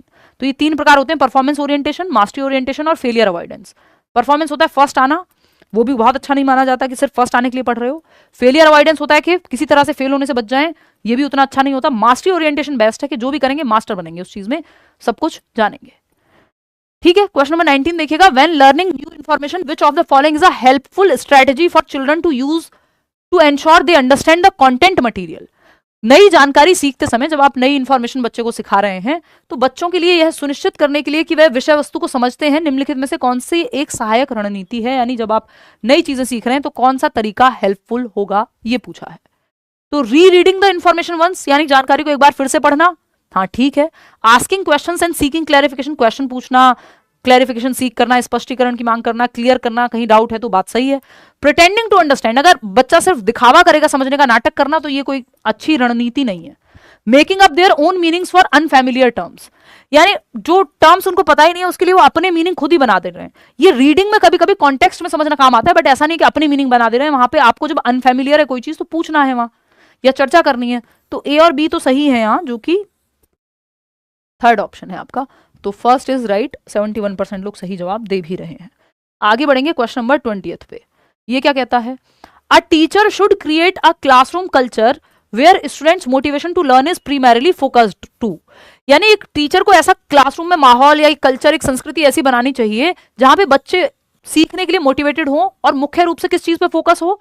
Avoid shame of appearing ignorant, कि कहीं वो अज्ञानी दिख जाए, कोई गलती उनकी दिख जाए तो उससे बचना है, क्योंकि फिर शेम महसूस होगी, गलत है ये, है ना। गलतियां सीखने का पार्ट है, errors are part of learning. तो यहाँ पे शेम नहीं होनी चाहिए अगर गलती हो रही है बच्चे से, तो ऐसा कल्चर ना हो कि वहां पे मजाक उड़ाए अगर कोई गलत बता दे रहा है तो।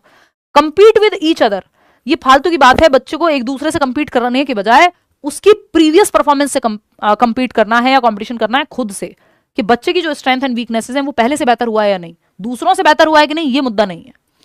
फिर आता है understand and appreciate the process of learning, ये सही है कि जहां ऐसा कल्चर हो जहां सीखने की प्रक्रिया को समझने और उसकी सराहना करने पे फोकस हो, कि भाई सीखते कैसे हैं, इस प्रोसेस को समझने को अप्रिशिएट किया जाता है और समझने पे फोकस है, अंडरस्टैंडिंग पे फोकस है। Prove their worth to others, कि दूसरों को साबित करना है, देखो मैं कितना महारथी हूं, तो फिर आप अपना पूरा जीवन ऐसे ही व्यर्थ निकाल देंगे और भागते रहेंगे एक ऐसी रेस में जो आपकी थी ही नहीं, है ना। तो third option is the right answer over here, कि understand and appreciate the process of learning, सीखने की प्रक्रिया को समझना और उसको अप्रिशिएट करना, एंजॉय करना। क्वेश्चन नंबर 21 देखिएगा। असर्शन क्या है? Male characters in stories and books are often presented as strong and adventurous while female characters are shown as warm and sensitive, यानी कहानियों में और किताबों में पुरुष पात्रों को अक्सर ताकतवर और साहसी के रूप में प्रस्तुत किया जाता है, जबकि महिला पात्रों को स्नेही और संवेदनशील के रूप में दिखाया जाता है। ये बात सही है कि ऐसा होता है, और ये थोड़ा स्टीरियोटिपिकल हो जाता है, वो अपने आप में एक अलग बात है। ऐसा नहीं है कि महिलाएं जो हैं वो सेंसिटिव नहीं है या फिर वो वार्म नहीं है, है ना, लेकिन ऐसा भी नहीं है कि पुरुष वार्म और सेंसिटिव नहीं हो सकते हैं, कि उनको सिर्फ हमेशा एडवेंचरस और स्ट्रॉन्ग रोल में ही दिखाया जाए। हमारे पास मैरी कॉम का भी एग्जाम्पल है, हमारे पास शकुंतला देवी का भी एग्जाम्पल है जो मैथ्स में अच्छी हैं, है ना। हमारे पास सैकड़ों एग्जाम्पल्स हैं महिलाओं के, जो एस्ट्रोनॉट से लेकर के कल्पना चावला का भी एग्जाम्पल है, कर्नम मल्लेश्वरी का भी एग्जाम्पल है जो 130 किलोग्राम तक वजन उठा ले रही हैं, है ना। अरुणिमा सिन्हा का भी एग्जाम्पल है। एडवेंचर में और स्ट्रांग होने में ऐसा नहीं है कि सारे एग्जाम्पल्स पुरुषों के ही दिए जाएंगे किताब में, इसका मतलब वो फिर स्टीरियोटाइप कर रहे हैं। तो ये जो एग्जाम्पल्स है ऐसा जनरली होता है, ऐसे दिखाए जाते हैं, बात सही है। अब इस पे क्वेश्चन होने लगा है तो हर तरह के एग्जाम्पल्स आ रहे हैं। रीजन क्या है इसका? Schools and curriculum influence gender role identity as they are powerful agents of secondary socialization. भाई प्राइमरी सोशलाइजेशन यानी प्राथमिक समाजीकरण के समाज में हम लोगों को जेंडर को कैसे देखते हैं ये सब पहले परिवार से सीखते हैं आप, प्राइमरी सोशलाइजेशन फिर स्कूल से खाता है सेकेंडरी। तो ये इंपॉर्टेंट है कि जेंडर रोल आइडेंटिटी जो है वो आपकी इन्फ्लुएंस होगी जो स्कूल और करिकुलम में आप देख रहे हैं, क्योंकि ये एक पावरफुल एजेंट है सेकेंडरी सोशलाइजेशन का। बात एकदम सही है कि अगर वो किताबों में सिर्फ महिलाओं को कुकिंग करते हुए देख रही हैं लड़कियां, तो उनकी जेंडर आइडेंटिटी वैसी ही बन जाएगी। वो सोचेंगे हाँ लड़कियां तो खाना ही बनाती हैं, वो तो पिंक कलर की ड्रेस ही पहनती हैं।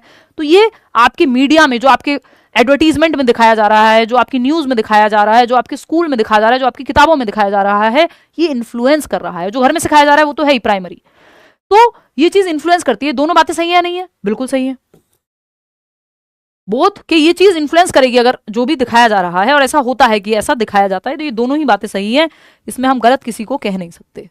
स्टीरियोटाइप ऑप्शन में नहीं है कि उसको स्टीरियोटाइप करने की जरूरत हो, बस एक नजरिया उन्होंने बताया कि ऐसा होता है कि जी हाँ ऐसा होता है। तो इससे क्या होगा? इससे प्रभाव पड़ेगा कि बच्चे की जो जेंडर आइडेंटिटी है वो कैसे फॉर्म हो रही है, क्योंकि सामाजिकरण से ही जुड़ा हुआ है ना जो जेंडर है, कि भाई जिस सोसाइटी में आप रहते हैं उस सोसाइटी के हिसाब से फिर वो जेंडर आइडेंटिटी फॉर्म हो जाएगी। तो अगर सिर्फ लड़कों को जो है ऐसे एडवेंचरस रोल में डाला जाएगा, महिलाओं को सिर्फ केयरिंग और वार्म रोल में डाला जाएगा, तो दिमाग में बच्चे के यही छप जाएगा लड़कियां ये करती हैं, लड़कियां वो करती हैं, है ना। फिर आप पू पे ही आपका फोकस होगा, ये नहीं आप सोचेंगे कि एडवेंचरस जो है आप बन सकते हैं, क्योंकि किताबों ने या करिकुलम ने दिखाया नहीं। तो ये इन्फ्लुएंस करता है स्कूल जो है आपकी textbooks, teachers, activities, hidden messages about gender roles, है ना। कि अगर क्लास में चर्चा हो रही है और किसी बच्चे के पापा भी साथ में खाना बनाते हैं या बराबर काम करते हैं घर में, तो ये अपने आप में जेंडर आइडेंटिटी चेंज करेगा क्लासरूम में। ठीक है ना, इतनी बात क्लियर है। आगे बढ़ेंगे नेक्स्ट क्वेश्चन पे। नेक्स्ट क्वेश्चन क्या है? क्वेश्चन नंबर 22 कहता है असर्शन चिल्ड्रन हु आर, देख रहे हो आप 8 सवाल हैं असर्शन रीजन के इस बार के पेपर में। Children who are struggling with dyslexia have trouble in phonological processing that makes it hard to decode words. यानी जो बच्चे डिसलेक्सिक होते हैं या पठन वैकल्य से जूझ रहे होते हैं, उन बच्चों को ध्वन्यात्मक प्रसंस्करण में परेशानी होती है, यानी ध्वनि को शब्दों के साथ जोड़ के बोलने में उन्हें प्रॉब्लम होती है, फोनोलॉजिकल दिक्कत है। ये बिल्कुल सही है कि स्ट्रगल करते हैं फोनोलॉजिकल प्रोसेसिंग में, यानी वर्ड्स को या लेटर्स को साउंड के साथ रिलेट करने में, कनेक्ट करके बोलने में डिसलेक्सिक बच्चे को दिक्कत होती है, तभी तो रीडिंग में दिक्कत है उसको। बात सही है। रीजन क्या है? All children benefit from being encouraged in their areas of interest and ability. ये बात भी सही है कि सारे बच्चों को बेनिफिट होता है जब उनको उनके इंटरेस्ट एरिया में क्या मिलता है? एनकरेजमेंट मिलता है। यानी एक बच्चा जो स्पोर्ट्स में जाना चाहता है, दूसरा बच्चा जो संगीत में जाना चाहता है, तीसरा बच्चा जिसको एस्ट्रोनॉट बनना है तो वो साइंस पढ़ रहा है। तो बच्चे के इंटरेस्ट और उसकी क्षमता के अकॉर्डिंग अगर उनको एनकरेज, प्रोत्साहन किया जाए तो वो बेहतर करने की क्षमता रखते हैं सभी बच्चों, सभी बच्चे। हर बच्चे में कुछ ना कुछ स्पेशल है, उसकी रुचि है, कुछ एप्टीट्यूड है, तो वो आपको ढूंढना है कि किसमें क्या है। ठीक, तो ये बात भी सही है, ये बात भी सही है। लेकिन क्या ये बात इस बात के लिए सही है? ये चल कुछ रहा था, हो कुछ रहा है। तो देखो इसका अगर हम बात करें तो ये एक्चुअली सही नहीं बैठती कि A and R are true and R is the correct explanation. नहीं, A and R are true but R is not the correct explanation. बात हो रही थी डिसलेक्सिक बच्चे जो हैं वो फोनोलॉजिकली प्रोसेसिंग नहीं कर पाते, उनको वर्ड डिकोड करने में दिक्कत होती है। यहां बात डिसलेक्सिक बच्चों की चली नहीं रही, यहां बात चल रही है कि सारे बच्चों को बेनिफिट होगा यदि उनको एनकरेज किया जाए उनके इंटरेस्ट और एबिलिटी के आधार पे। अब इसका ऑफिशियल आंसर जो है आंसर की के अकॉर्डिंग सीबीएसई के, वो ये है कि बोथ आर करेक्ट, जिसका एक एक्सप्लेनेशन मैं और आप चाहें तो पेडागोजी में, क्योंकि 2 + 2 4 नहीं होते, आप कैसे भी समझ सकते हैं किसी भी चीज को, तो ये हो सकता है कि हाँ ये कह रहे हैं कि डिसलेक्सिक बच्चों की भी क्षमताओं के अकॉर्डिंग अगर उनको प्रोत्साहन मिले तो वो भी बेहतर करेंगे। बट ये बहुत ही फार फेच्ड आइडिया है। आई मीन ये एक ऐसी बात है जो हमने खुद से बनाई है। लॉजिकली अगर आप जाएंगे तो इसका आंसर ए ही होना चाहिए, क्योंकि ये दोनों रिलेटेड नहीं है, दोनों सही हैं। डायरेक्टली कोई रिलेशन बन नहीं रहा। अब सीबीएसई बनाना चाहे तो वो एक अलग बात है, बेशक इसका ऑफिशियल आंसर सेकंड है, बट हम फर्स्ट के साथ ही जाएंगे, वही ज्यादा लॉजिकल है। दोबारा रिपीट नहीं होगी सेम सिचुएशन, क्योंकि बहुत रेयर चांस होते हैं ऐसा, और वो भी असर्शन रीजन का क्वेश्चन तो रिपीट नहीं होगा। तो अगर आप, ये आपके अपने ऊपर है कि आपको रिस्क लेना है तो आप इसके साथ जाएं, बट ये बनता नहीं है। ऑप्शन इसका यही सही बनना चाहिए। आगे बढ़ेंगे क्वेश्चन नंबर 23 पे। 7 सवाल और हैं। What is the role of peers in the socialization process? सामाजिकरण की प्रक्रिया में दोस्तों की या पीयर्स की, पीयर्स का मतलब आपकी उम्र के लोग, अब वो आपके क्लासमेट्स हो सकते हैं, आपकी बुआ फूफा मामा के बच्चे हो सकते हैं, यानी जो लगभग आपकी सेम उम्र के हो, पीयर्स। तो सामाजिकरण की प्रक्रिया में समकक्षों की क्या भूमिका होती है? सोशलाइजेशन क्या है? सोशलाइजेशन एक प्रोसेस है जिसके माध्यम से समाज में कैसे रहते हैं, कैसे बोलते हैं, कैसे उठते हैं, कैसे खाते हैं, कैसे चलते हैं, कैसे सोचते हैं, ये सब चीजें प्रभावित होती हैं, यानी आप समाज के एक एक्टिव मेंबर बनते हैं। तो सामाजिकरण की प्रक्रिया में जो दोस्त हैं आपके, वो क्या भूमिका निभाते हैं? अहम भूमिका निभाते हैं। आपको एक व्यक्ति को जानना है, उसके 5 दोस्तों को उठा लीजिए, आइडिया लग जाएगा। हालांकि इसमें बहुत सारी कॉम्प्लेक्स चीजें हैं, बट इन जनरल ये बात कही जाती है कि you are the average of 5 people you surround yourself with, कि आप उन 5 लोगों का एवरेज हैं, औसत हैं, जिन 5 लोगों के अराउंड आप रहते हैं। तो मतलब आप जैसे हैं वैसे आप दोस्त बनाते हैं, कुल मिला के बात ये है। कई बार विपरीत बना लेते हैं एंटरटेनमेंट के लिए, मन लगा रहे, बट सामाजिकरण की प्रक्रिया में जो समकक्षों की भूमिका है पीयर्स की, कि पापा मेरे दोस्त ने बाइक लिया, मुझे भी चाहिए, उसने फलानी चीज की है, दोस्त चांद पे जा रहा है, मैं भी जाऊंगा, दोस्त कुएं में कूदेगा, समझ गए ना आप, बचपन में आपको कहा जाता था। तो कुल मिला के प्रभाव पड़ता है। Peers have no major influence, नहीं भाई बहुत इन्फ्लुएंस होता है पीयर्स का। Peers have a minor influence, not at all. Peers are the primary agents of socialization for children. Peers have greater influence, primary नहीं कहेंगे क्योंकि फैमिली है वो। Peers have a greater influence on socialization during adolescence than during early childhood. जो ये peers का ज्यादा महत्व है वो टीनेज में बहुत ज्यादा हो जाता है, कि वो बाइक ले रहा है, वो कॉमर्स ले रहा है, वो कॉलेज में जा रहा है या जा रही है, तो मैं भी उसी में जाऊंगी। तो दोस्त फैमिली को भी कई बार सरपास कर जाते हैं कि वो इतना इन्फ्लुएंस होता है पीयर्स का। लेकिन अर्ली चाइल्डहुड में अगर आप देखेंगे तो हद से हद टीचर्स हो गए, स्पेशली पेरेंट्स का वहां ज्यादा रोल है ना। अर्ली चाइल्डहुड मतलब 2 से 6 वर्ष, और ये जो आपका एडोलेसेंस है वो 12 से 18। तो ये बात ज्यादा सही है, सिंपल। आगे बढ़ेंगे, question number 24। Which of the following statements about learning is not correct? Learning के बारे में कौन सी बात सही नहीं है, नॉट करेक्ट? तो learners construct knowledge that make sense to them, बिल्कुल सही बात है। जहां बच्चा एक्टिव है वो सही है, वो गलत नहीं होता, ठीक है ना। शिक्षार्थी उस ज्ञान की रचना करते हैं जो उनके लिए मायने रखता है, सही बात है। जो मीनिंगफुल होगा, जो आपके लिए सेंस बनाएगा, जो आपके जीवन से जुड़ेगा, बच्चा उसको याद रखेगा, समझेगा, जानना चाहेगा। New learning depends on current understanding, बिल्कुल सही बात है। जो आप आज जानते हैं उसी पे तो इमारत बनेगी। इमारत बोले तो नींव जो है उसी पे तो इमारत बनेगी, यानी ओल्ड न्यू नॉलेज या प्रेजेंट नॉलेज से न्यू नॉलेज को कनेक्ट किया जाना चाहिए। ये भी सही है कि नई सीख वर्तमान समझ पर निर्भर करती है। सोशल इंटरेक्शन हिंडर्स लर्निंग, देखिए सोशल इंटरेक्शन कभी भी प्रॉब्लम नहीं बनता, ये हेल्पफुल होता है लर्निंग में। ऐसा वाइगॉत्स्की भी कहते हैं कि जब आप 4 लोगों में बात करते हैं, ग्रुप में कोई काम करते हैं, एक दूसरे से बहुत कुछ सीखते हैं, स्किल्स सीखते हैं, टॉलरेंस सीखते हैं, एक दूसरे के साथ रहना सीखते हैं, टीम वर्क सीखते हैं, तो सामाजिक संपर्क जो है या सामाजिक अंतःक्रिया वो सीखने में बाधा डालती है। ये कहना गलत होगा, और जो गलत है वही सही है, क्योंकि पूछा ही गलत था, नॉट पूछा था। The most meaningful learning occurs with in real world task, ये बात सही है कि सबसे ज्यादा सार्थक जो अधिगम होगा वो तब होगा जब आप रियल वर्ल्ड या रियल लाइफ से जोड़ देंगे लर्निंग को, तो वो मीनिंगफुल हो जाएगी। आपके लिए मीनिंगफुल क्या है? जो आपके जीवन से जुड़ा हुआ है, वो एग्जांपल्स जो आपके जीवन से जुड़े हुए हैं वो आपको जल्दी समझ में आ जाते हैं। तो थर्ड ऑप्शन गलत है, बाकी सब सही है, और जो गलत है वही सही है क्योंकि पूछा ही गलत था। क्वेश्चन नंबर 25 देखिएगा। As per constructivist approaches of learning, learning is facilitated. Constructivist जहां आ जाए मतलब बच्चा एक्टिव है, पियाजे और वाइगॉत्स्की और ब्रूनर की बात हो रही है, तो देख लो आप, बच्चा जहां एक्टिव सबसे ज्यादा वो ऑप्शन सही है। Activities are interactive and collaborative, बच्चा एक्टिव है, सही है। कंटेंट इज डिसकनेक्टेड, नहीं भाई, कनेक्टेड पढ़ाना है, डिसकनेक्टेड नहीं। पेडागोजी एक चैप्टर से दूसरे चैप्टर या प्रीवियस नॉलेज से न्यू नॉलेज कनेक्टेड होनी चाहिए, पृथक नहीं होनी चाहिए, ठीक है ना, ये गलत हो जाएगा। पेडागोजी इज टीचर सेंट्रिक, नहीं भाई साहब, पेडागोजी चाइल्ड सेंटर्ड होनी चाहिए।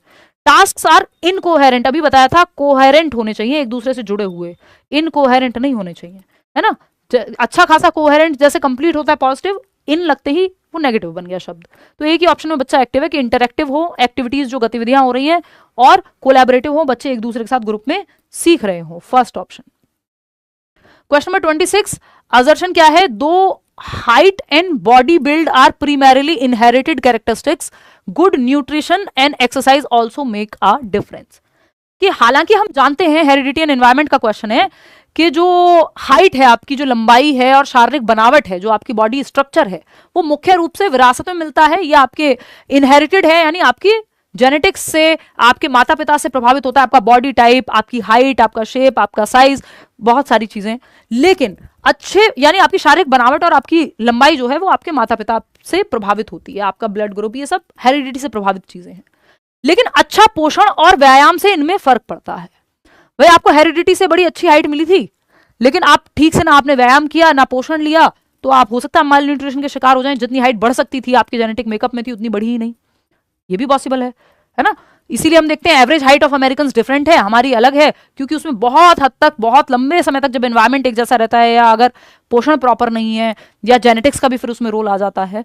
तो ऐसा नहीं ना कि सिर्फ हेरिडिटी का प्रभाव पड़ता है आपके डेवलपमेंट पे, हेरिडिटी एंड एनवायरमेंट इंटरेक्ट करते हैं डेवलपमेंट में। डेवलपमेंट हेरिडिटी और एनवायरमेंट का एक प्रोडक्ट है, ठीक। तो ये दोनों बातें सही हैं और ये करेक्टली एक्सप्लेन भी करता है फर्स्ट ऑप्शन। क्लियर है इतनी बात? आगे बढ़े, नेक्स्ट क्वेश्चन पे जाएं। क्वेश्चन नंबर 27 देखिएगा।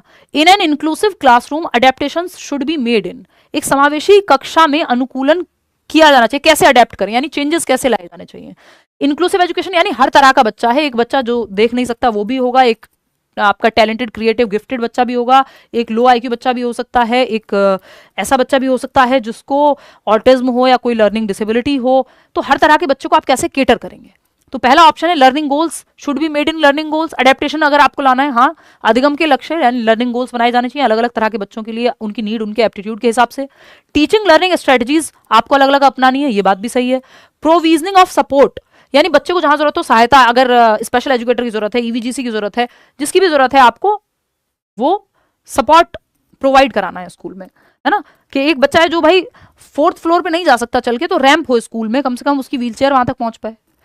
असेसमेंट आकलन भी ठीक चीज है। तो ABCD 4th ऑप्शन, ये चारों ही पॉजिटिव बातें हैं समावेशी शिक्षा की जब बात आती है कि ये सब अडेप्टेशन में अगर ये सब चीजें चेंजेस हम लाएंगे तो हर तरह का बच्चा सीख पाएगा एक छत के नीचे, जो कि इंक्लूसिव एजुकेशन कहती भी है। क्वेश्चन नंबर 28 देखिएगा। विच of the following does not come under the category of sensory impairment. देखिए सेंसरी इंपेयरमेंट 5 सेंसेस होते हैं आपके, वो 5 सेंसेस के अलावा कौन सा एक इंपेयरमेंट है या बाधिता है या अक्षमता है जो आपको ढूंढना है। तो विजुअल अगर किसी को दिक्कत है या कलर ब्लाइंडनेस है तो ये 5 सेंसेस में से एक सेंसेस है, विजुअल सेंस हो गया आपका, है ना। दूसरा क्या है, डिस्ग्रेफिया है। डिस्ग्रेफिया होता है राइटिंग डिसऑर्डर, और ये एक न्यूरो डेवलपमेंटल डिसऑर्डर्स हैं ये डिस्ग्रेफिया। ऐसा नहीं है कि बच्चे के देखने में या हाथ में या किसी सेंस में प्रॉब्लम है, ये न्यूरली उसका ब्रेन का जो स्ट्रक्चर है या वायरिंग है वो उस तरह की है। तो ये सेंसेस की दिक्कत नहीं है, ये आपके 5 सेंसेस की दिक्कत नहीं है। लेखन वैकल्य, श्रवण में कठिनाई, तो ये तो आपका सेंस, देखिए ये आपका विजुअल सेंस हो गया, ये आपका ऑडिटरी सेंस जिसको कहते हैं, सुनने में दिक्कत, 5 सेंसेस में से एक है। दृष्टि की आंशिक हानि यानी पार्शियल लॉस ऑफ विजन है, ये भी आपका विजुअल है। तो वो जो आपके 5 सेंसेस होते हैं, यानी सुनना, स्मेल करना, टेस्ट करना, टच करना, है ना, ये आपके 5 सेंसेस, आईज, टंग, बचपन में पढ़ाई है ना आपने, ईयर, स्मेल, टेस्ट, ये सब जो मिलके टच एंड फील, ये 5 सेंसेस के अलावा जो है तो वो डिस्ग्रेफिया है, जो सेंसरी इंपेयरमेंट में नहीं आएगा, ये अपने आप में लर्निंग डिफिकल्टीज में आता है, जो neuro developmental disorder, neuro developmental problems की वजह से होती हैं। क्वेश्चन नंबर 29 देखिएगा। इसका मतलब ये बिल्कुल नहीं है कि जिसको डिस्ग्रेफिया डिसलेक्सिया है उसके IQ में कमी होगी, नॉट नेसेसरीली। क्वेश्चन नंबर 29 देखिए, सेकंड लास्ट क्वेश्चन है, NEP का एक क्वेश्चन आ गया है बहुत दिनों बाद इस बार के पेपर में, आसान सा क्वेश्चन है। National education policy 2020 emphasises on transforming assessment bye, आकलन में क्या बदलाव करने की बात की है नेशनल एजुकेशन पॉलिसी ने। बिल्कुल आसान लड्डू क्वेश्चन, आपको स्टैंडर्ड से फॉर्मेटिव की तरफ ले जाना है जहां बच्चा एक्टिव हो। डीवैल्यूइंग सोशियो कल्चरल कॉन्टेक्स्ट यानी बच्चे के सामाजिक सांस्कृतिक संदर्भ को अवमूल्यन कर दो उसका, यानी जिस समाज जिस संस्कृति से वो आ रहा है उसको नीचा दिखा दो, नहीं। Executing summative form of assessment, नहीं, ऐसे से FA की तरफ ले जाना है, फॉर्मेटिव की तरफ, उल्टा नहीं करना। योगात्मक से किसकी तरफ ले जाना है, रचनात्मक की तरफ, ये कह रहे हैं योगात्मक की तरफ ले जाओ, सॉरी। थर्ड ऑप्शन है incorporating self assessment and peer assessment, ये बात एकदम सही है, 360 डिग्री आकलन की बात हुई है, जिसमें सेल्फ असेसमेंट, पीयर असेसमेंट और टीचर असेसमेंट, ये तीनों का असेसमेंट आएगा। स्व आकलन यानी बच्चा अपने आप को रेट करे, भाई आउट ऑफ 10 कितने नंबर दोगे, खुद को जो काम आपने किया है, आपके सहकर्मी, आपके दोस्त आपको रैंक करें या रेट करें, वो आपकी कॉपी चेक करें, आप उनकी कॉपी चेक करें, फिर आपका टीचर आपको असेस करे। तो ये 360 डिग्री आकलन है, जिसमें सेल्फ असेसमेंट, टीचर असेसमेंट और पीयर असेसमेंट। पीयर मतलब आपके क्लासमेट्स या आपके यार दोस्त। यूनिटरी नोशन ऑफ इंटेलिजेंस कि बुद्धि तो एकात्मक होती है, ये नहीं भाई, मल्टीपल इंटेलिजेंस को मानना है, यूनिटरी को नहीं कि IQ बेस्ड आप मान रहे हैं या फिर आप सोच रहे हैं कि या तो कोई बुद्धिमान है या तो बिल्कुल नहीं है। भाई किसी और क्षेत्र में बुद्धिमान होगा, यूनिटरी नहीं। यूनिटरी वर्ड ही अपने आप में यहाँ बहुत सही नहीं, क्योंकि ये सिंगल टाइप की बात करेगा, जबकि आपको मल्टीपल इंटेलिजेंस की बात करनी है। तो third option is the only right answer over here. तो बच्चे को सेंटर में रख लो, अपने आप सॉल्व हो जाएगा। अगर आपने एनईपी नहीं भी पढ़ी होती तो यहाँ पे 360 डिग्री असेसमेंट की आकलन की बात हुई है आपकी एनईपी में,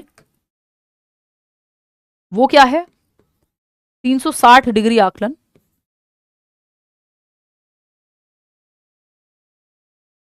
ठीक है, टीचर असेसमेंट यानी टीचर आपका आकलन करे,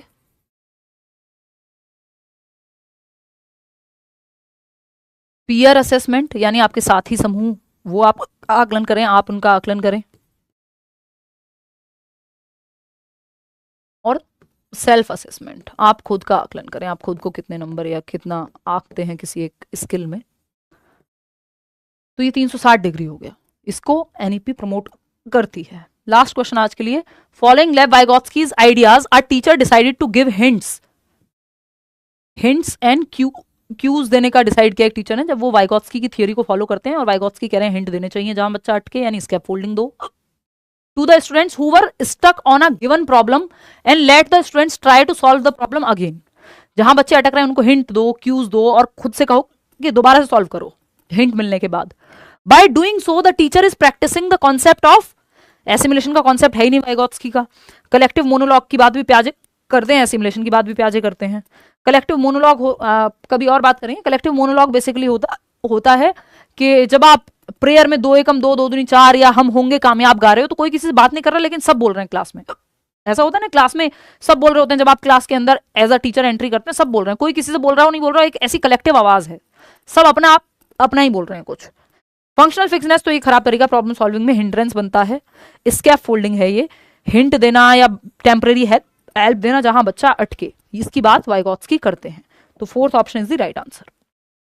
आउट ऑफ 30 क्वेश्चंस कितने आपने ठीक किए ये बताना।